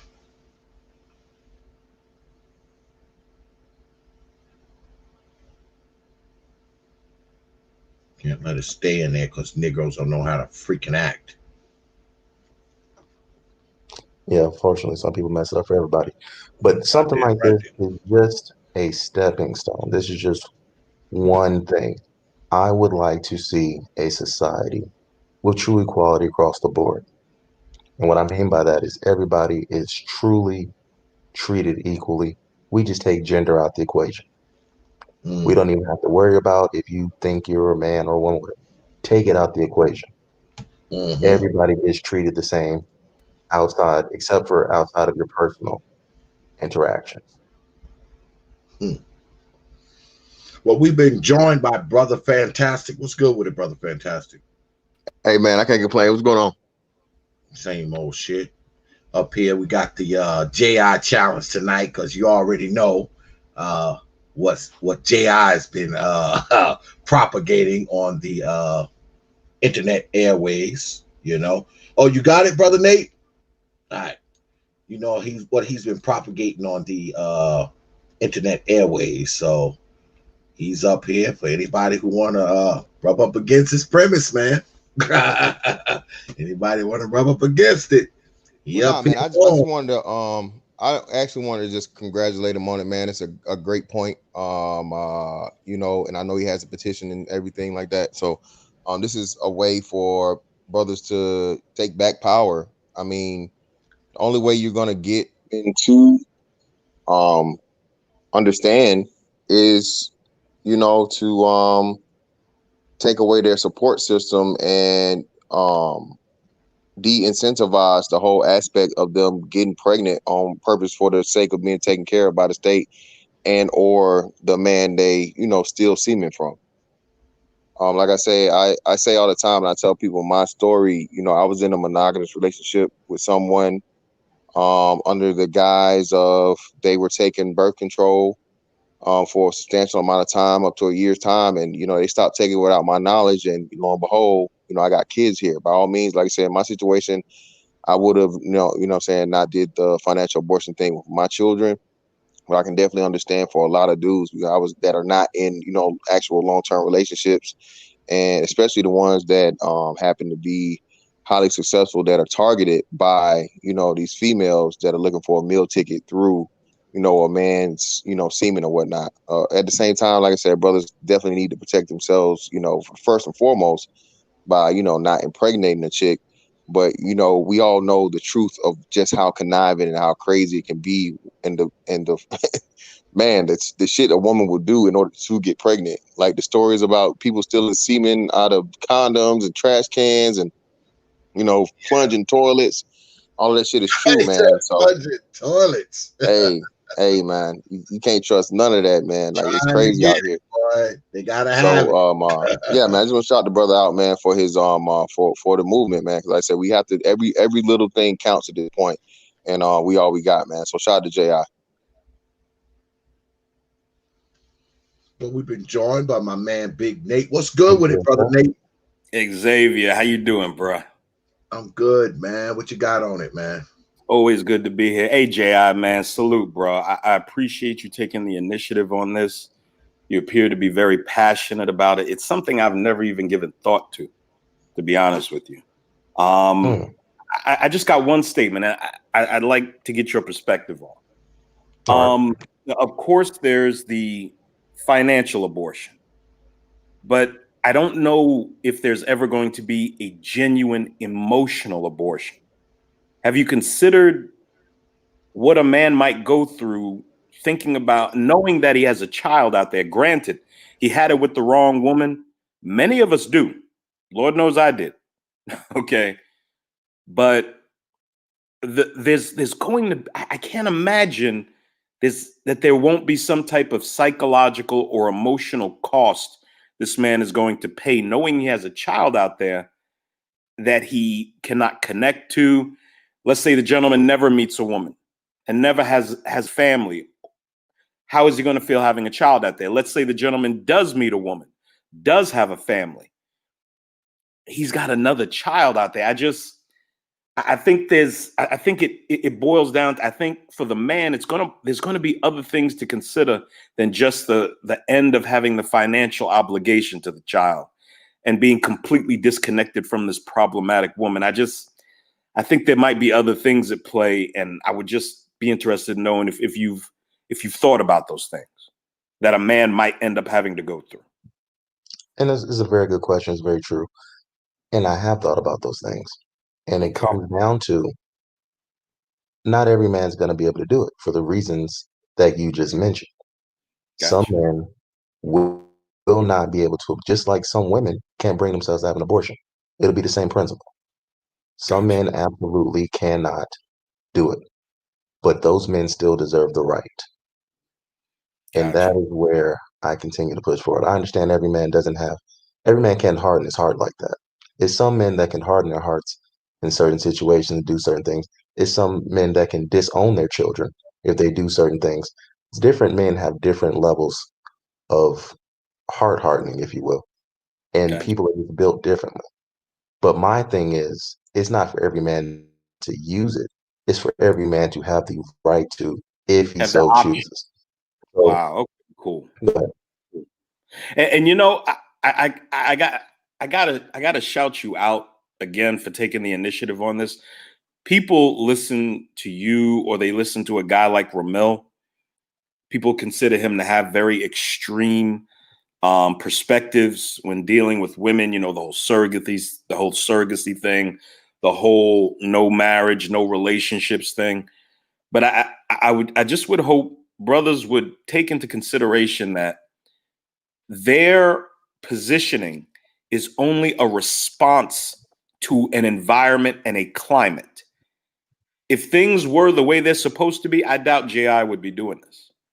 You know, intelligent organisms respond to a drastic change in their environment. And we as men, we have to respond to these changes in environment. We have to respond to the tearing up of the social contract that we had operated on for at least the last 250 years with the women in this country.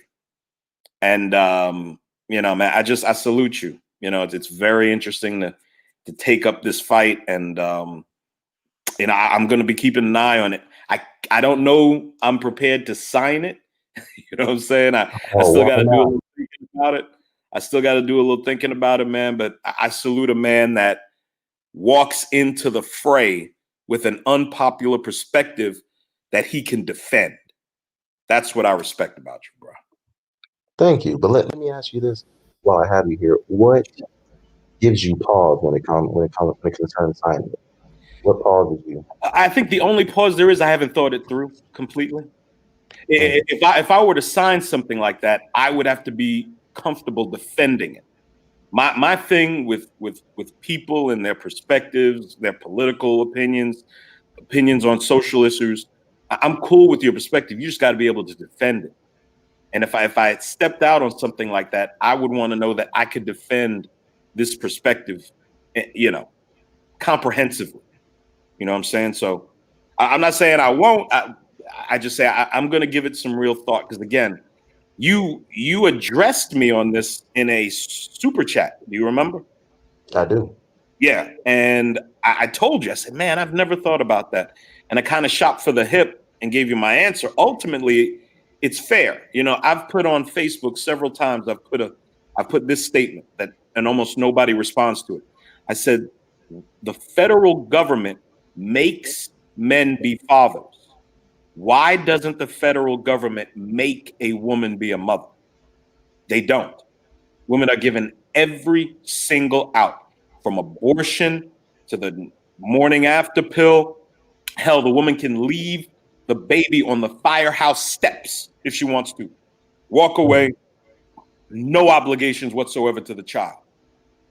I don't even know if a man can do that. If the cameras caught a man leaving a baby on the firehouse steps, he's going I to wonder jail. would they come after him? Well, let me ask. We have a law enforcement professional up here on the panel, Brother Faulkner. Is he still there, Brother Faulkner? I think my man might be doing something else. That's a very good question. I've always wondered that. I know women can do this. Women can leave the baby at the hospital. Women can, it's always the mother can leave the baby there. Can the father? Nope. He's going to jail. He's going to jail. Damn. They catch you on that camera putting that baby on the firehouse step and walking away. You're getting charged with endangering the welfare of a child or some shit like that. That would be crazy. That would be, I mean, what a blatant contradiction. That's what's going to happen. Blatant contradiction, man. But yeah, J.I., man, I salute you from having the courage to do that, man. That's okay. Let me ask you this: did the God, what's the comedian's name? He's like the most brilliant black comedian. Everybody says, God, what's his name? He had a joke during his Netflix special where he actually addressed that. Who? I don't know. I can't think of it. Dave Chappelle. Dave Chappelle. Yeah. Is that where you heard that first, or this has been on your mind for a while? This has been on my mind for a while. I've always had and I have these unpopular. I have these discussions with people in real life, with real people as well. I've always thought of things like this, and I've always been one to have quote unquote unpopular discussions in real life, from religion to anything. But to me, if we want something to be fair, the most basic rule of fairness is if you can do it, I can do it too. There's so many inequities in the law, especially pertaining to men and women. It's ridiculous. And this is just one blatant one that, to me, you can't even argue the fairness of it. The only thing you can say is that you don't care about men suffering. So yeah, and also these types of initiatives also let the society at large know just how bad things are in the minds of a lot of men. When they see more and more movements like this, you're going to have to address the inequities. You're going to have to address the misandry. You have no choice, because again, Ramil is a very popular person in this space, and he's talked about shit I've never even heard anyone else talk about. I never heard someone promote surrogacy ever.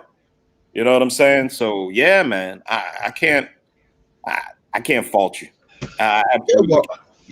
Well, we already know, man. Let's be honest here. In Black society, when you talk about the development of Black kids, and you're talking about the tender years and also kind of nonsense, the setting is always going to be default to the women. So when it comes to whether or not a child is born, whether or not a child is taken care of, it's always going to be defaulted to the women. Because, see, a man, like, this is where I'm with Brother J.I. Men don't have rights. And like you said, Brother Nate, a woman can do whatever she wants. Once she gets pregnant, she can have an abortion. She can go ahead, have the baby. She can fly to Europe and sell the baby to a European couple. She can take the baby, leave it at the fire department, at the YMCA. They even got drop boxes on hospitals now where you can actually put the baby in there, close the thing, and ring the damn bell and walk away. I mean, she can do all of this shit, right? And she can do all of this without telling you anything. She doesn't have to tell you anything.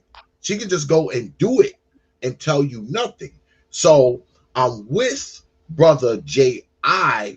when we talk about kind of evening the playing field, because I believe men should be parents on purpose. I don't think they should be parents just because a woman wants. As you should. As you should. I believe men should be parents on purpose. So I don't think it should be as simple as, because let's be honest here. Women can force men to be fathers, but men cannot force a woman to be a mother. All right. If she don't want to be a mother, there's nothing a man can do to force her to be a mother to that child. But it's the exact opposite with the woman, is because the woman can force it on you. Even if you're not a father there, she can sick the state on you. So you'll have her, also the state, enforcing that fatherhood on you. So I'm with Brother J.I. when he talks about evening the playing field, because it should be even. I mean, men should have more parental rights, and those rights shouldn't be, whatever limited rights the mother of the child is giving him, because that's basically what you're getting. Because she say, okay, she gonna tell you about the baby, she gonna have it, and she might let you in the kid's life. If y'all ain't married, she might let you in the kid's life. So basically, you are within the parameters of whatever rights she's willing to give you. And I think that's where the problem is. And I think that the playing field needs to be a little more even, within that space there. So I'm not totally on board with the petition, but I'm also not totally against it either. Yeah, this is a slightly bit off the subject, but I just want to show you how imbalanced this society is. I watch a show that called Paternity Court. It's got Judge Lauren Lake. She's a Black woman, and every case is about paternity. They do new paternity cases. They also do paternity cases that are like 20, 30 years old. Child will be 30 years old. These, 55, 60-year-old parents coming in. And one of the most egregious things that I see on the show, it blows my mind every time I see it. In at least 60% of these older paternity cases, like where the quote unquote child is now 25, 30 years old, 60% of the time, the father is not the true father. The woman doesn't even remember. Yeah, I don't know if y'all watch this. Yep, I've seen the show. Yep. Yes, sir. And of course, this is not a scientific quote on the exact percentage, but as far as I can tell, it appears that 60% of these older cases, the man that they bring before the judge is not even the father. These men have lost their driver's license. They've lost jobs. They've had to pay tens of thousands of dollars in child support. The child was never even theirs. And the judge doesn't even acknowledge that at the end of the case, J.I. Oh, I know. Judges and these women the judge doesn't even demand the woman say sorry to the man for 30 years of lying and ruining his life. If you really want to get a good petition going, this is the reason why I always said Black men need to start talking with their wallets. You allow Black women to finance the most fucked up people in the sake of just them being in charge of the community. What, like I've said it, do Black men actually want to have a fucking say and actually be leaders, or do they really want to suffer just a little bit less?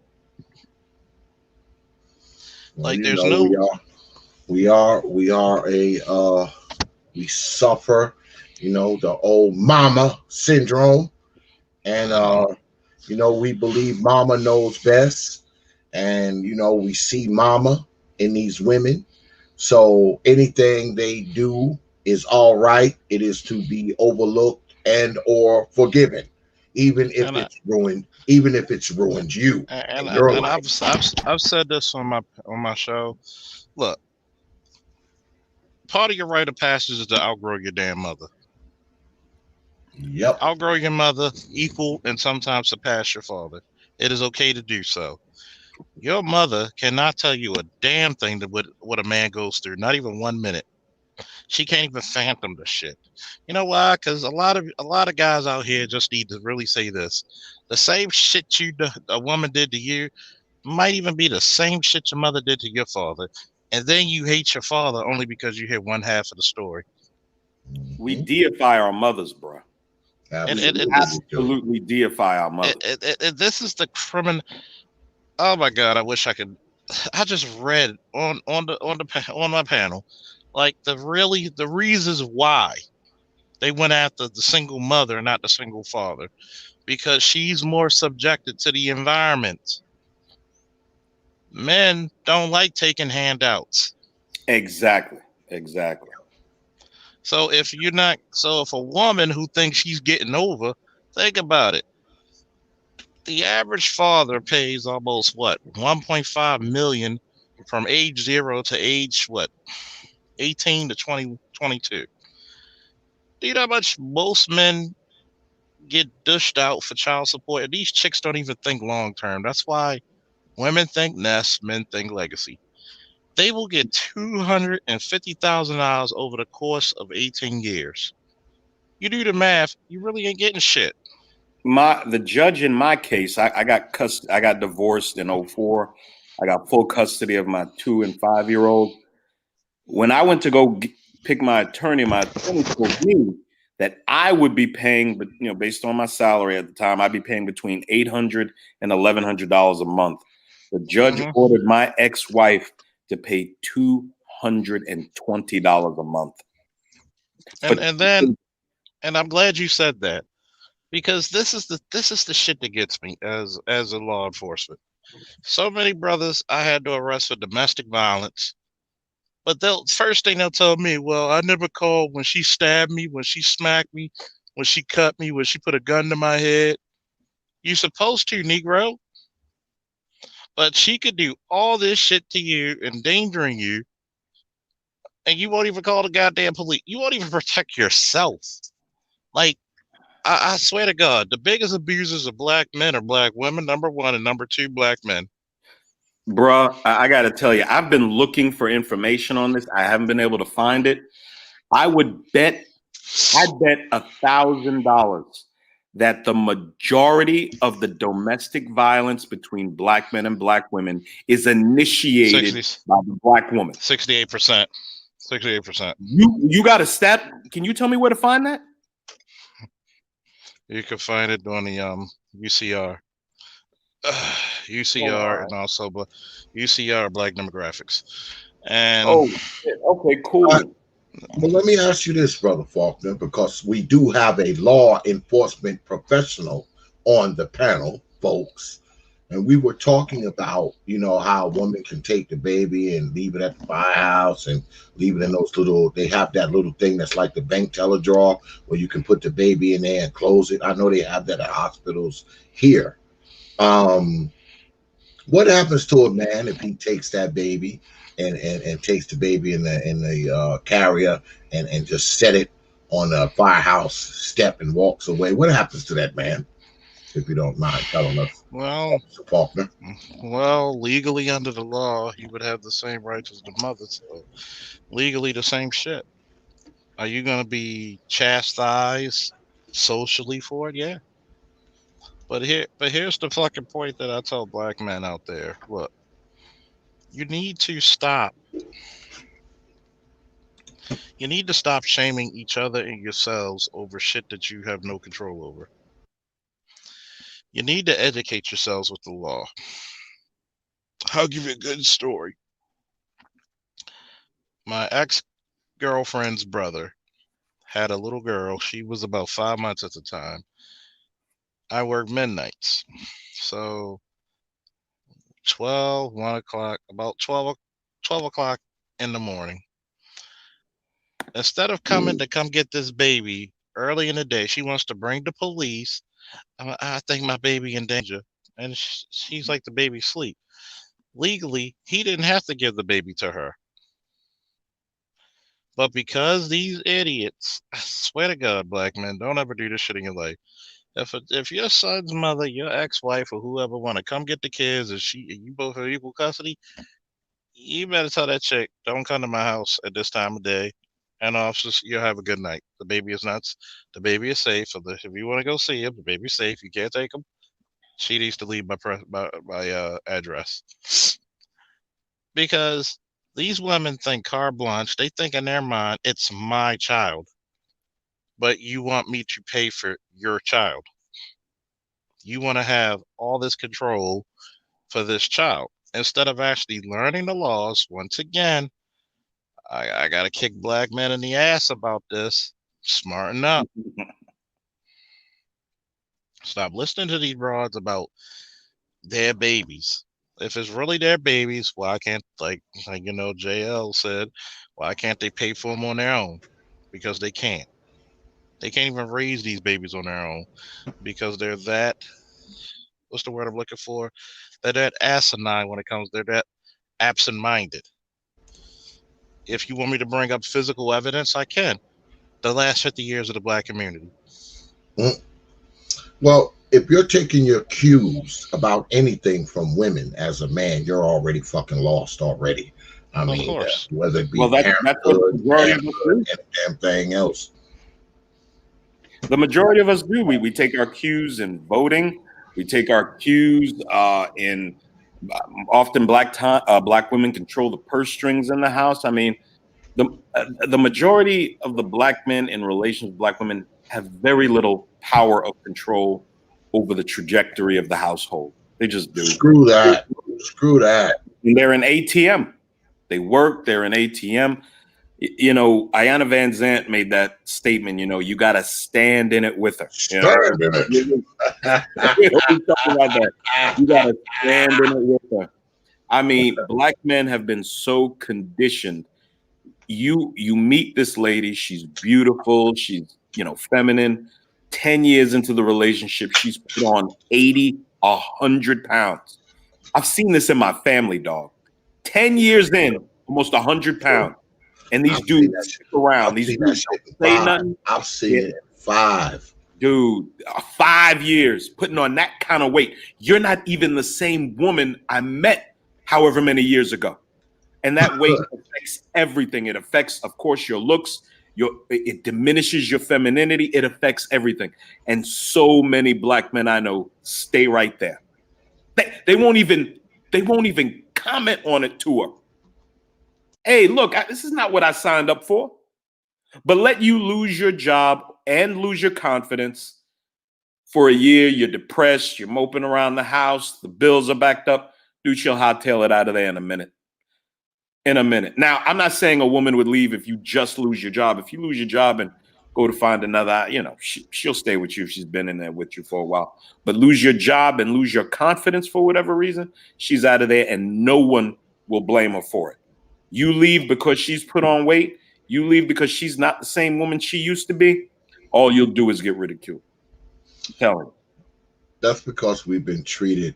I mean, and I say this a lot, man. It all comes down to our mothers, man. We've been indoctrinated to accept anything from women. We've been indoctrinated to accept anything from our mothers, to overlook, to forget, to deny, to do all that shit. So if you marry a woman and 5 years go by, she picks up 100 damn pounds, you're supposed to overlook it, forgive it, and stand in it. That's what you're supposed to do, because as a kid, guess what? All the shit your mother did to you, you have to overlook it, forget it, stand in it, and grow up and pretend it never happened. So when you get out there and you get with women, it's the same way. I mean, she'll leave your ass if you lose your job and she's gained 100 pounds and goddamn it, looking like she looks like a woman who ate the woman she used to be. Oh. She's looking like that. And of course, she'll just go ahead and leave. And guess what? When she leave, it's not like she's gonna leave your kids there. She's gonna take your kids too. She's gonna take your kids. You're gonna have to fight like hell to get to see them, fight like hell to try to get 50-50 custody of them, and damn near go to war and spend about $30,000 to get full custody of them. That's just the way it works, because society always falls on the side of the female, no matter what the conditions are. I mean, she can smoke crack, she can be a drunk, she could be on drugs, she can be a whore, she can be all that shit, and they will fight you tooth and nail for you to get your kids, no matter how bad the mama is. But They will Xavier, fight even as tooth a and nail. crack fiend, she always is a black queen. I mean, come on. There it is. No matter what. No matter what. And not only do we see it that way within black society, when you go into the courts and you go through civil litigation, they see it that way too. I mean, the judge is damn near singing it when you go up there. Well, sir, even though she's a crack fiend, she's also a black queen, sir. The judge is damn near saying that shit when you go up there. Let me ask Lil Big Nate and Brother Faulkner a question. Since I have an idea of where you both stand on the financial abortion issue. See what this system, feminism, whatever you want to call it, this inequality has actually given rise to men like me that truly want to give them true equality. And so I believe that will fix our issues, the majority of our issues in society, just having true equality across the board between men and women, and actually going so far as to take gender out of it. Don't even recognize it in society. Make everything truly fair across the board in all aspects, legally and in society. I believe it'll make society a better place. Do you two agree with that? If I could go first, officer. Um, I'll be honest with you. Again, I would have to think through it. What I hope your initiative would do, along with other initiatives like it, would it sends shockwaves through the society that, whoa, we got to pump the brakes on all this misandry, all this anti-male bullshit, all this women run the world bullshit, and we need to get back to some semblance of tradition. That's what we need to do. I hope that's why I'm leaning towards supporting initiatives like this, because at the very least, I may not completely agree with it. I agree with the effect it will have with more and more initiatives like this being pushed. When you talk about bringing it to the equity, in all honesty, brother, I would rather just get back to a place of patriarchy, men being the heads of their households, women being the helpmeets, and us raising our children properly. That's what I would like. I really don't want to see society go any further down the road that it's on. And again, that's just my opinion. But I like your initiative because it shows people just how bad things have gotten, and to what lengths men are prepared to go to address these inequities. Okay, give me the question once again. Yeah, the question is, I believe that giving true equality, where you in society under law, you truly do not treat a man any different than you treat a woman in any circumstance. I believe that will fix society, make our society better. Do you agree with that? Yes and no. I'm on the fence a little bit about it, because that's the problem with society, is that we treat people equally. The bullshit we teach our kids is that we have equality. Exactly. Some things people are just gonna be fucking better than you. And I will tell you this, but it's just like, I'm also a former Army guy. Served 18 months in Iraq with the QRF. I don't think any woman could hang with me in the QRF. And even when they went to, like, I've done, I hate to keep giving myself shameless plugs on my channel, I've actually played it when a Marine Corps captain, female with blonde hair, blue eyes, said women should stay the fuck out of combat. You're giving them this equality, and you're not even going to truly be equality. You're still going to give them female push-up. You're going to give them the female No, that's the problem. That's standard, not equality. and See, when I that's say and here's equality, it's true across the board, meaning there's only one standard. There's not even man or woman and anymore. here's the It's just here's the one standard. problem. Here's the problem of how the world is, and I'm with you. I'm with you. I'm following it. I'm tracking. Here's the problem. It's just like in the police department. When you get females wanting to be in these male dominated spaces, they're going to complain because they can't keep up. Then they wash out. But And likewise, I believe there will be, just like men wash out, there's going to be a certain amount of women that will. See, the problem to me is that we it's, say you equality, gotta think but we about it, don't right? enact it. You gotta think about it, right? The top 90% of women, the top tier women, when it comes to the PT test, they're equal to the bottom 40 men. So you wouldn't have any. I mean, I'm all good and fair with that one, but at the same time, the way the society always have women thinking they can have it all, which is a bad terminology. It's like, for example, like a woman who's built like Dr. Brittany Cooper. She's upset because she thinks she's supposed to.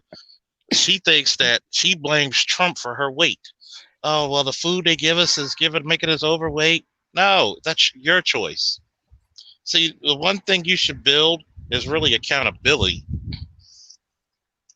Unfortunately, a lot of black people, most black women, and unfortunately, a significant number of black men are perpetual and professional victims. Period. We are professional victims.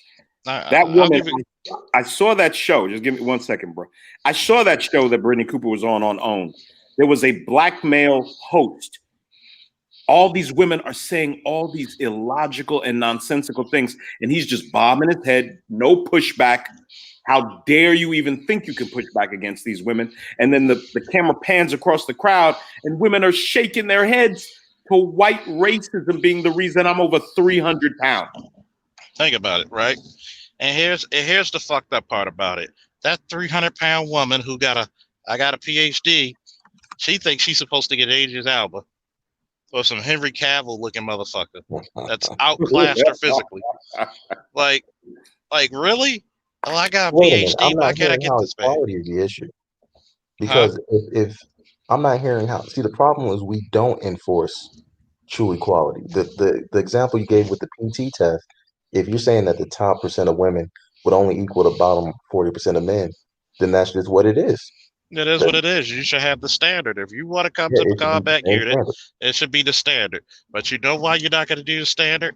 Is because women ain't stupid. They know goddamn well that if you put a woman in a unit, which I'm against for multiple reasons. One,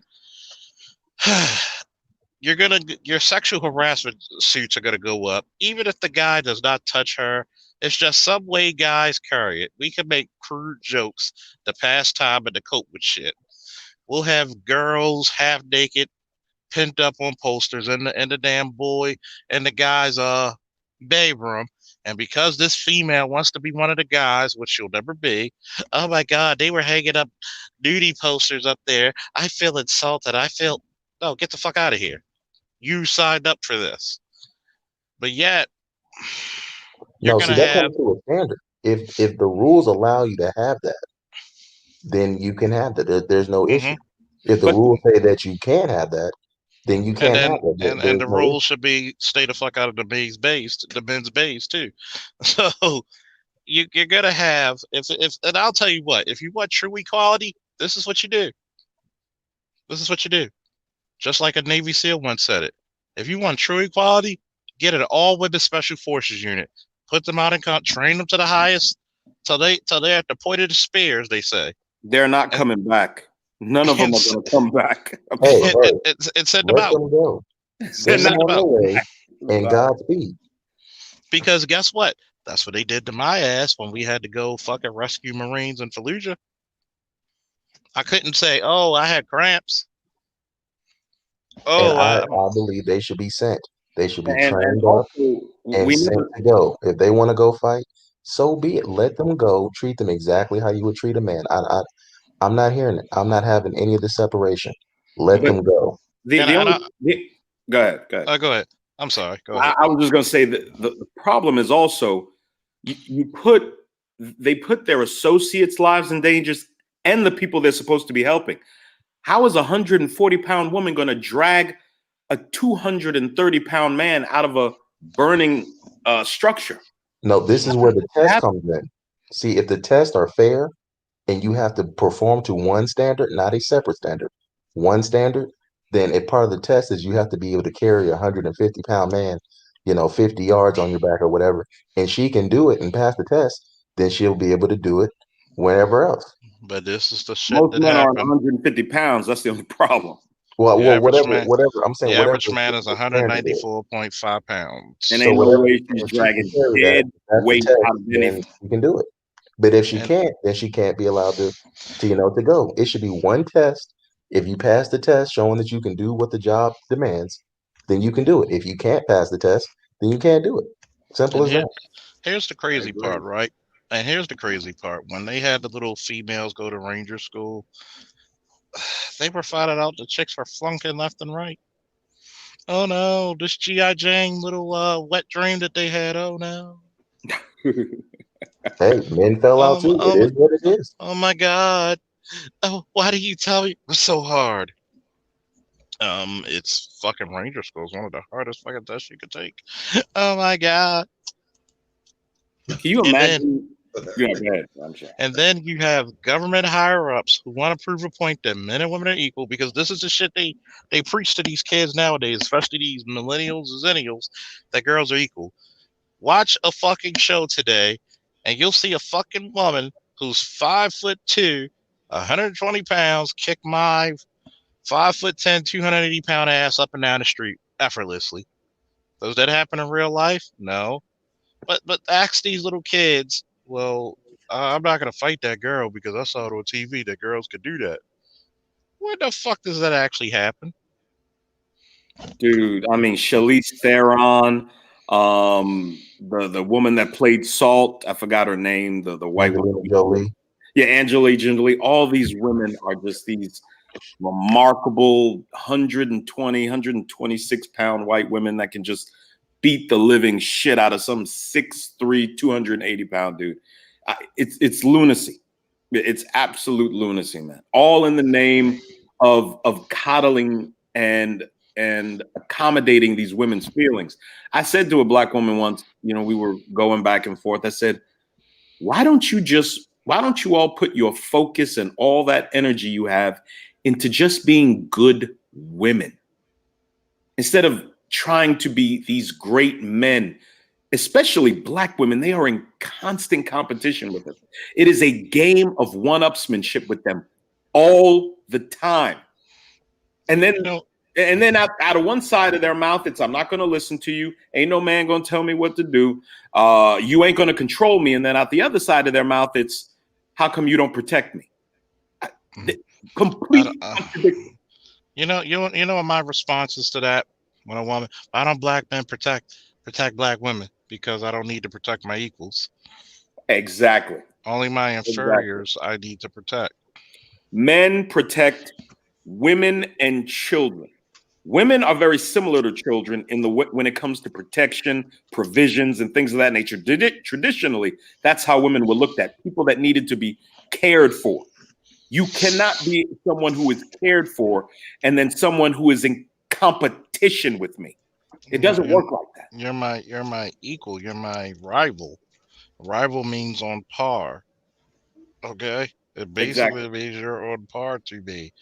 So when I see these little wannabe fembots talk all this shit about, well, you gotta understand, we didn't protect it. I said that's bullshit because y'all quick to jump up in a man's face. Well, why you hit me? You're my equal. I love Judge Judy. I saw a case, this was years ago. This white woman was at a party, right? And this white man was talking to a buddy of his, and he said something she didn't like. She hit him in the back of the head. He turned around. She swung on him. He ducked. He came up, right cross to her jaw. She fell, hit the side of the pool, knocked several of her teeth out. So she took him to court to sue him for the dental thing and for anguish and suffering or whatever. So Judge Judy's like, well, this is going to be real easy. This case is going to be real quick. Go ahead and state your case there, madam. And, she went through the story, blah, blah, blah. He hit me, blah, blah, blah. And the lady said, yeah, this is going to be, Judge Judy said, yeah, this is going to be real easy. He was defending himself. He's like, what? Yes, you struck him first. You attempted to strike him again. He was defending himself. But I'm a woman. And she said, I'll never forget that. She says, there is no such law as assault and battery on a woman. There is assault and battery, period. And whoever's engaging in that, the person that they're offending has the right to defend themselves. Case dismissed. Get the fuck out of here. I love Judge Judy. I love Judge Judy. See, the world that I would have, and this is, I believe, what their worst nightmare would be, men who hold my ideology, because I hear them say they want to be equal, and I truly want to make them equal. So what you're talking about would just be the everyday run of the mill. You put your hands on that man and he stomps a mud hole in you. Oh, well, you should not have done that. See, a world of equality fixes these problems. The problem is we're spouting equality, but we're really not wanting to make things equal. That's the issue. As soon as we do on all fronts, these issues go away. The society will correct itself if we truly give way to true equality. Society will correct itself. Well, I can say society is moving in that direction because less and less men have this idea that you can never hit a woman. Oh my God, how could you hit a woman? And this Cape Crusader bullshit. More and more men are being. I tell them I don't even know you're a woman. They did not disclose their gender, what they identify with. So I'm not even aware of your gender. So you could be a man. I can see society heading in that direction. But I think that when it comes to, the children, when it comes to whether or not a man has more rights or a woman has more rights, I think it's always going to be, I think that the women are always going to have more rights as far as the children go, according to a man, for the simple fact that that's how society sees it. Society believes that women are the best parents, even if they're lousy women. They could be the lousiest woman in the world.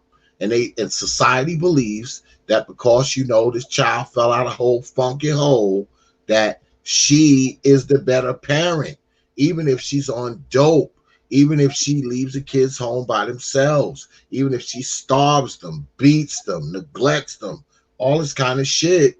Society will try to make a way for her, because most of the people who get custody of their kids, most men who get custody of their kids easily, and it's easy, that woman has to be a really shitty mother. I mean, she has to be like the shittiest mother ever. If it's easy for you to get your kid, that means that the mother is probably usually shitty. I know that's how it was when I got custody of mine.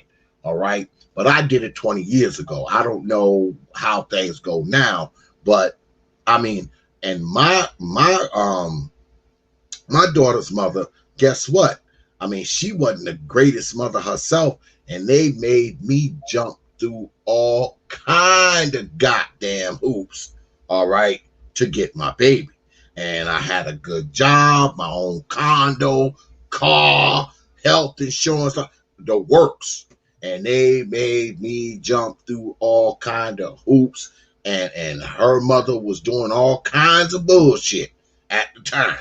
So, I mean, I'm telling you, it is like, because for some reason, society believes that men are not suited to be parents by themselves.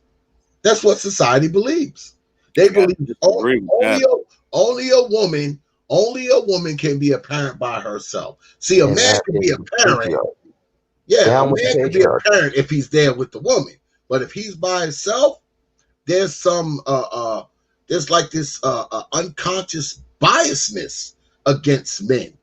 And I'm talking about men who want and love their children, because they make you hop all through all kind of hoops to get those babies. Well, at least they did back in the day. From what I hear, it's a little easier now.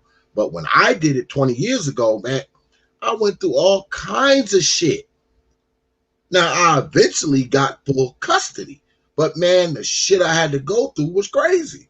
And I was making way more money than she was. I had a nicer place. I had a better job. All of that. And they still made me hop through hoops like them damn tigers at the goddamn circus. But go ahead. Well, when it comes to fatherhood, when it comes to parenthood, men are much better equipped in the long haul. Let me explain. When a child is young, of course, the mother can breastfeed, nurturing, love, patience, teaching, all that stuff's great. And it's essential for the child and their development in the first 4 years of their life. But when that child turns 5, 6, 7, what is much more important than what that mother can give then is what the father's going to give, which is structure, guidance, and proper discipline. We've seen a lot of these women discipline their children. They beat the shit out of them in the middle of the street on camera, and they want you to film it. You know, they beat them with all sorts of objects and shit. Oftentimes, all it takes is a father's voice to correct the children's bullshit. All it's ever taken is my voice usually. I've had to put my hands on my son twice in his life. He's 22. 2 times. That's it. My daughter, a few more. I'm gonna be honest with you. But a father, the strong suits of men, which is problem solving, structure, discipline, guidance, those are much more important 5, 6, 7 on into their teenage years than the nurturing and all those other things are going to be. A father's going to love also, may not be the same, but a father's love is plenty. But the essentials are structure. These children in a lot of these single mother homes, there's no structure. There's no bedtime in many of their houses. Discipline is screaming at the top of my lungs. Constant examples of emotionalism and illogical decision making. That's all these children grow up seeing. And then we wonder why these boys come out here and they're scammers and they're finessers. They live their whole lives manipulating people and getting over on folks because they learned it from their mother. Yeah. You're not going to learn that from a man. A man's not going to be engaging in those activities. Most men want work. They want to be respected for what they do. They want society to acknowledge them as a legitimate man. And those examples are just much more important as a child grows older. So men are much better equipped to raise children, in my opinion. Yeah, plus men are more willing to make sacrifices for those children. I mean, a lot of times women are not willing to make. See, that's the thing. And I don't want this to turn into a these old mamas discussion, because we can do that shit another night, because I can go like for 99 years on these old mamas. But what happens often is that one thing about a man, right? He has children. He loves those children. Him and the mother split up. That man is willing to do whatever it takes, man, for those kids. If he get those kids, he'll get a better job. He'll buy a bigger car. He'll get a bigger house. He'll do all that shit. He'll work 2 jobs. He'll do whatever he needs to do to accommodate those children. What I've often seen when it comes to women with children, they're not willing to make the sacrifices. They're more willing to just make do. And there's a difference. Women will make do when it comes to children. Men don't. We will make the sacrifice. We'll make that sacrifice. Even if that sacrifice is something that we don't want. If it's something we don't want, we will work a job that we don't even want to work. If it pays enough, if we got our babies, absolutely. That's what most men do. Yep. Most men do in life. We work jobs we don't like for 40 years. Absolutely. Absolutely. Like I said, women are more likely to just make do when it comes to the children, especially when she's especially when she's, she's raising the kids by herself. She's not necessarily making the sacrifices that it takes to make sure those kids have a better life. A lot of times what you see, especially in the lower socioeconomic parts of black society, you see people kind of making do. They're kind of settling. She's settling, for whatever, for this. She got 5 kids and she got them living in like a 2-bedroom apartment. She's like settling. A man, if he has that many kids, eventually he gonna get him the fuck out of that 2-bedroom apartment. He's gonna do whatever he got to do to make that shit happen. Even if he finds himself there, he's not going to settle there. Eventually, he's gonna make the sacrifices to get him and them kids the fuck out of there. And I think that's the difference, man. I think men are willing to make bigger sacrifices when it comes to the children. And that's why I think men are willing to make bigger sacrifices. Period. Yep. How many women build society? How many women fight wars?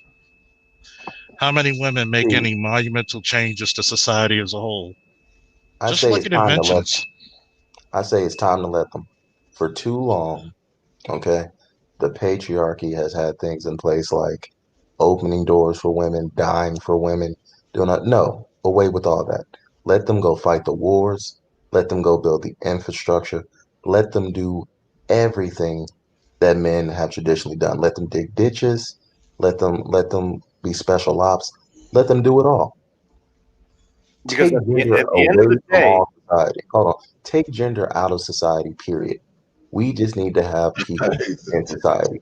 I don't even want to see man or woman because it makes the whole gender thing irrelevant. We're all individuals. We're all citizens. That's it. No man or woman. Let them go do it. Let them do it. And the ones that want to be treated a certain way, well, they need to find somebody that shares their values and have a relationship with them so they can get whatever special treatment they're looking for. But in society, I don't even want to see a man or a woman. All I see is an individual. Treat them and and exactly the same in all and situations. and let these ladies know you will not receive equality and chivalry in the society. It's one or the other. Chivalry is sexist. Chivalry is sexist. Opening a door for a woman because she's a woman, that's sexist. chivalry is That's sexist. sexist. you, Taking off your coat for a woman when it's cold, that's sexist. Giving up your seat for a woman, that's sexist. Her legs work just fine. She can stand. That's sexism. They're I not hear you, weak or bro. inferior to us in any way. We should I not view them as inferior in any way. Yeah, man. I just because we about to close this out in a little bit, but I just think that I think Brother J.I.'s petition does have some validity. Um, I'm going to stay on it. I'm going to stay in contact with Brother J.I. because Brother J.I. is part of the league. So I mean, I will be in contact with the brother and stay on top of it, man. We're going to follow it. Who knows? Who knows what it would be a year from now? Who the hell knows, man? It could be traveling its way down through the annals of legislation a year from now. I mean, you never know. You You never never know. know. So yeah, you never know. So I mean, I'm going to stay with it. And I'm going to stay in contact with the brother, and I wish it all the best, man. I do. I wish it all the best. Godspeed, Brother J.I. And if you got any parting shots, man, before we peel out of here. Yeah, as always, appreciate you sharing your platform. Any chance I have to get this message out, just the fact that people are having the conversation to me is an amazing start. We have to remember everything starts with conversation. We never know who's listening behind the scenes, who these words are going to reach, and ideas once planted, we never know who's going to carry them out through fruition. So I appreciate you sharing your platform. Just Absolutely, like man. anything else, just like Spam your slavery. channel, spam the Oh yeah, petition, we'll all do. that. Before Just you like peel out. slavery or anything else that we've had to come through, it takes time. But guess what? Anything's possible. We live in a world where men can become women can become men. Nothing is impossible anymore. I don't want to hear any excuses. I don't want to hear it because people literally can do anything. They're pushing out if you want to identify as an animal. Some places are allowing it. So I don't want to hear this impossible. It's Are whatever you you have the saying? courage to Are you fight for. saying we could call ourselves horses now? Look, hey, this is the world that we live in. This is the world that we live in. I embrace it personally. I just want equality across the board. Men, we got to step up and sound off for what we want. I don't use it's hard as an excuse not to try because you never know, but you're definitely going to miss all the shots you don't take. So, to all the people, I appreciate you. Little Big Nate, I hope that when you get your channel started, that you have me on to talk about this and that you I sign a absolutely petition. will. Absolutely. You got it. And everybody that signed, I appreciate you. Share it if you can. I know some of y'all can't share it because you don't want people knowing you believe in this type of stuff. I get it, but if you can, sign it, share it, and that's it. All right, Brother J.I, I appreciate it, man. Make sure you put all your information and the link to the petition and all that stuff in the chat room, all right, before you peel out. And all I want to say in closing, man, Yeah, appreciate the brother coming up. I appreciate his initiative. It takes balls to get up in a society like this and push against the tide the way he is. And ladies, you either get equality or tradition and chivalry. You do not get both. I suggest you think long and hard about which one you want. You have so many examples around you, especially if there's any young Black women listening, about the mediocrity and the failure of many of the women in your family. They are miserable. Do not follow in their footsteps. The brother wants equality in the society. I understand what he's doing. I want to return to traditionalism. That, as a conservative, that's what I want, and that's what I'm pushing for. And man, Xavier, man, thank you so much for letting me up here, bro. Absolutely. You already know you my brother, man. Anytime. And when the channel coming out, man, I wondered when the channel coming out. I know people think I'm just procrastinating. There's a gentleman working on the intro, and he's supposed to have it ready within the next week or so, bro. That's all I'm waiting on. Okay. And I know I can start it without the intro. I just have a desire to do it a certain way. That's all, man. And I'm just waiting on the intro to be done. Well, keep your brother posted, man. The day it launches, I'll the day before, like days before it launches, I'll let you know, and you can come bring me on, and we'll talk about it. Absolutely. Okay, sounds like a plan, my brother, Big Nate. Appreciate you, brother. Yeah, we're gonna wrap this up, folks. Brother J.I came up here. Nobody came up here to challenge him. I mean, usually when I do a challenge show, somebody come up and challenge. So that leads me to believe that there's quite a few people who agree with him. I mean, it is what it is. I mean, no one came up here to challenge him. So that means we got quite a few people who actually agree with the brother. Turn this on. And I think that's a good thing, man. I think that's a good thing. But like he said, anything's possible. The world is changing. The world is changing. So you never know what can happen in the next 6 months or a year. You never know. So once again, man, I say, man, we're going to stay behind it and stay with it. I'm in contact with Brother J.I pretty frequently. He is part of the league. So, we'll see what goes down, man. We'll see how it pans out. Who knows how many signatures he'll have in the next 3 months, 6 months, 9 months, year. Anything can happen. And we're going to stay on it. We're going to stay on it and stay with it and stay following it. Because Brother J.I has been up here quite a few times over the last couple of months talking about it. And I just think it's interesting, regardless of anything else, man. I think it's interesting. And like Brother Nate said, man, my man, Big Nate, I mean, he's got a lot of stones just to put it out there because he already knows he's going to receive some blowback from the people who stand against it. I mean, that's just what it's going to be. He's going to receive some blowback because it's going against the grain. It's going against the norm, and it's going against the ideas that we are used to. It's going against that. So of course he's going to get a lot of pushback, a lot of blowback, and He's willing to put it out there for everybody to see, man. So, you know, respect to that, man. You know, got to give it up on that one, Brother J.I. But before we get out of here, I want to hit y'all with a few programming notes. Once again, make sure you have your black behinds here tomorrow night, because the good doctor, Dr. T. Hassan Johnson, will be in the house tonight, tomorrow at 9:30 p.m. Eastern Time, right here on the T.P.O.T YouTube page. That's right, you heard me. You know, Dr. T. Hassan Johnson will be in the house tomorrow night, and we will be talking about hating on masculinity. Like I've been saying for the past week or so, I'm pretty sure most of you brothers know who Dr. T. Hassan Johnson is. Those of you who don't will find out tomorrow night. So make sure you are here. And also, Saturday, got a special show coming up. I'm going to have the whole fourth quarter talk team here tomorrow. The whole crew. Not tomorrow, Saturday. Saturday, 9 p.m. Eastern Time, right here on the T.P.O.T YouTube page. I'm going to have the whole fourth quarter talk team will be in the house. Yes. Yes. Everybody. Big Duke, Kenny Conjo, Lady Topaz, Third Ward Colombian, and Brandon L. Entanglement. Awesome.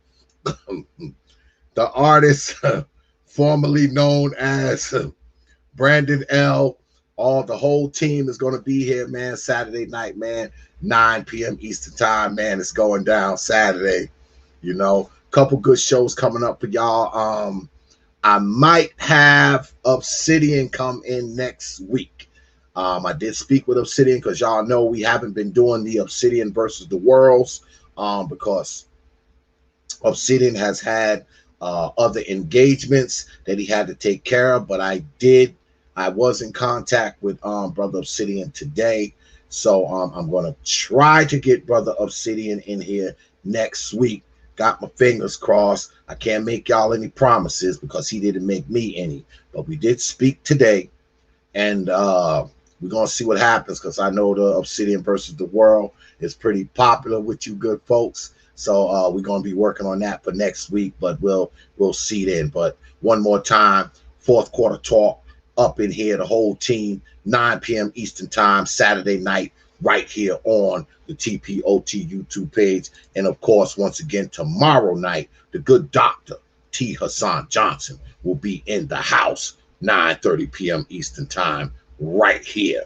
Make sure you are here, because if you don't, you already know what I'm going to do if you don't. If you ain't here tomorrow, when I'm done with my show, you know what I'm going to do? I will haunt your old black ass mama in her dreams.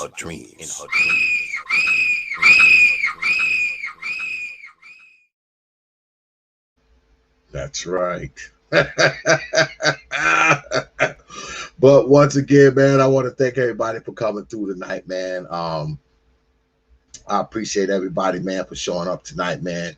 These good folks here, man, inside the chat room, and you good folks out here, man. It's always good to be up in here with you good folks, man. Special shout out to Brother J.I. and also my man Big Nate, Officer Faulkner, and Brother Fantastic for coming through tonight, man, and contributing to the conversation. You said it was cheesy, checking for you.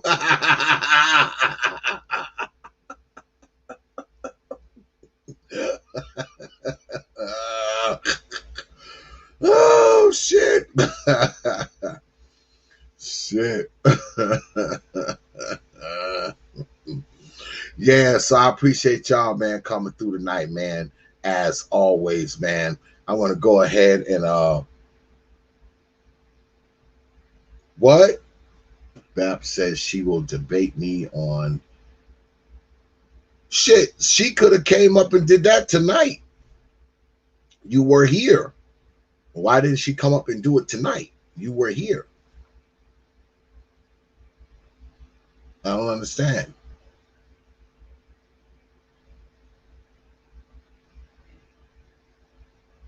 Shit, she could come up here and debate. Women come up here and debate. I mean, you know, it ain't like that, because despite of what everybody fucking say, you know, with their lying black motherfucking asses, when women come up here, man, they get treated like everybody else. They don't get disrespected or none of that shit. You know what I'm saying? They don't get disrespected. I mean, I've had seven or eight women come up here and debate. Ask them, did they get disrespected? They get treated just like everybody else, regardless of what people say about me. Because usually when they saying shit about me, they're usually telling a motherfucking lie. Women don't get disrespected on this platform. Now, mind you, I may say shit about women that motherfuckers don't like. All right? Now, I may say shit that motherfuckers don't like, but not one woman has ever came on this platform and been disrespected. And anybody that says it does, they're telling a fucking black-faced lie. But it is what it is.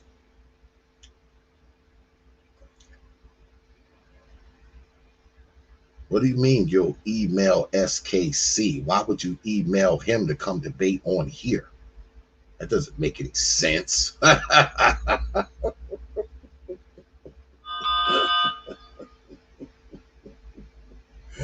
Oh, good look on that. Good look on that Cash App, brother. Bro, speak. Appreciate that, brother. Good look on that Cash App. Appreciate that, brother. Appreciate that, brother.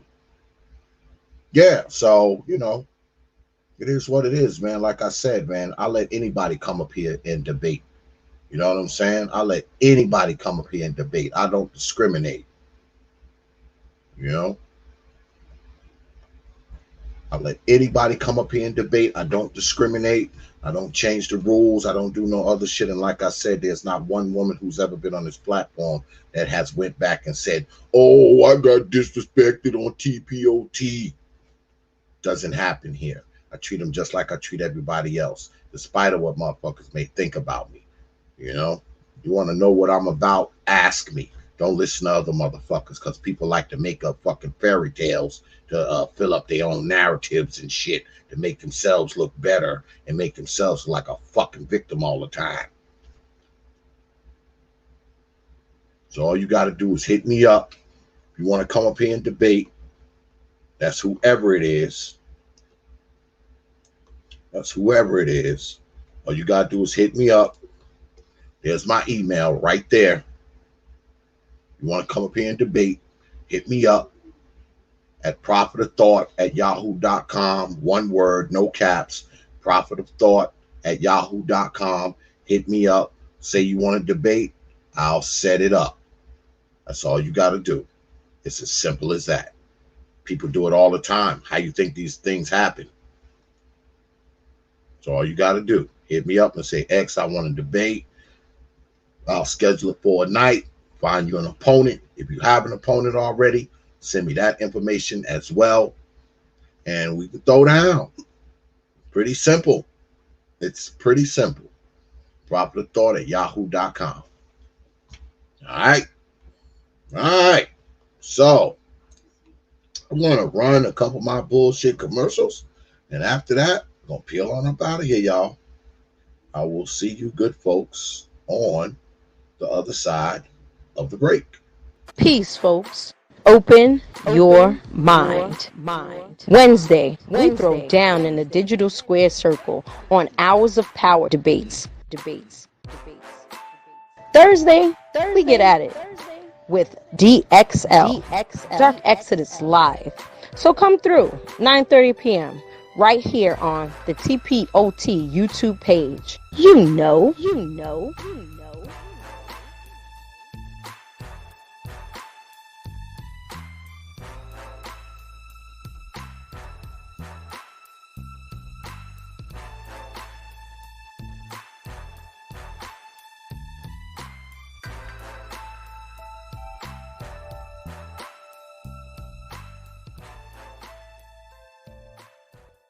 Open your mind. Peace, folks. Once again, on the T.P.O.T. YouTube page, we are back with another hard-hitting doubleheader. Open your mind. Hey guys, T.P.O.T. on Facebook, Instagram, and Twitter. But you knew that already.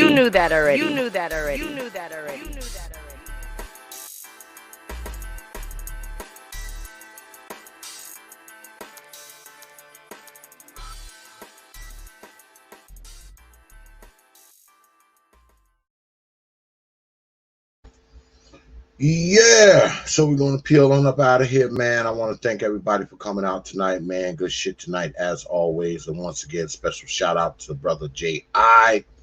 Make sure you go down there, check out Brother J.I. And if you're interested in his petition, he's still in here. Go ahead and put the link to the petition, if you would, Brother J.I. in the chat.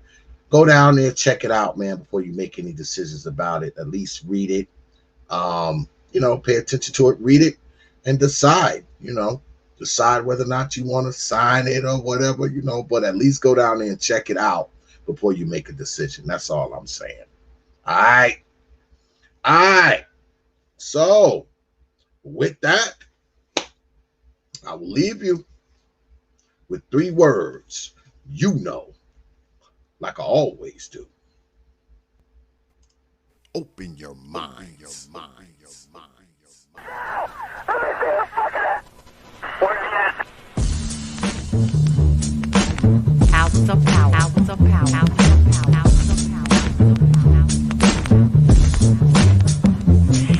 And so a community is where you control your police, you control your commerce, you control your education, you control your house. We don't control none of that. We live in a hood. Huh? Well, what about the Negroes that get out? Oh, well, say, my cousin, they say he's a multi-millionaire, almost got $1 billion. The problem with going 3 PhDs, working on 2 more. Driving down the street in Chicago in his Rolls Royce, enjoying himself, and he hears these sirens and look through the mirror and see this cop car flashing lights. He squeezed the steering wheel, man. Heart beats fast. Because he knows the plight of a Negro, what it could be. And then when that cop car passed him by, he said, thank God he wasn't after you in the first place, punk. That Negro thing you can't get away from. It's universal. They wasn't coming after you. With all your millions, with your Rolls Royce, with your PhD, didn't help. That's the hood. Why do you think you never pick up the paper 3 weeks over and over and see white families travel? You think of the thousands of black cops in America. Why don't you see white families crying as black cops shot my loved one 42 times in the back of the head? Why do you think black cops don't do that? You think they're more spiritual? Think they're better dressed? No! They got enough sense to know that white folks ain't gonna tolerate it. And I will stop in our neighborhood when we decide we will not tolerate it. Now, if we was organized, which is hard to organize people who are just gonna run crazy and you don't know you're crazy. But if we were, with the money we have, and the many people who would come to our aid that don't know what it's like to be a Negro, and we said, if we said, look, we saying, if we don't get a federal law to deal with police brutality, that anytime a cop or anybody carry a gun, have to have a license just like you do to drive a car. And if you use it wrongly, you'll lose your license. And if it's upheld, you can never work again as a cop or a store guard or a private detective. How do you get Congress to push that through? Well, you take your economic power and you call on your friends, black, white, young and old, and say, this coming Christmas, if we don't have a federal law to outlaw police brutality by law. And we calling for a nationwide boycott of Christmas and it start on Thanksgiving. Well, let me tell you what that means. 79% of all retail in America happens between Thanksgiving and Christmas. People stay in business all year, lose money just for Christmas, huh? Well, what happens now? Huh? Sac Fifth Avenue, Toys R Us, Sears and Roebuck, Westinghouse. They will get the bill, and all they got to do is make one phone call and say, Harry, that's the senator, I want that bill pushed through in 3 days. Okay, it's an economic thing. It's that simple. But we have the power, but the system has wiped us out so bad. Hours of power. Hours of power. Hours of power. Copy. San Lincoln 6. Go ahead. We have a suspect down, 10-4. That's 10-4. The officer's code 4. We have one suspect that's been shot. Open your mind. Join the league.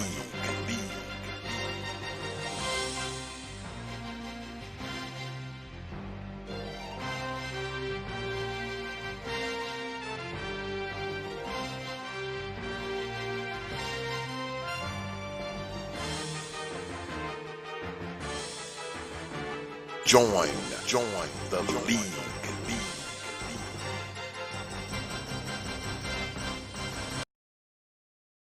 Only from the Prophet of Thought series media.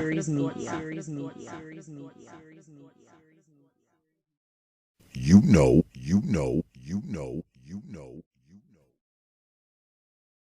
Open your mind. Open your mind. Open your mind. Open your mind. Open your mind. Open your mind.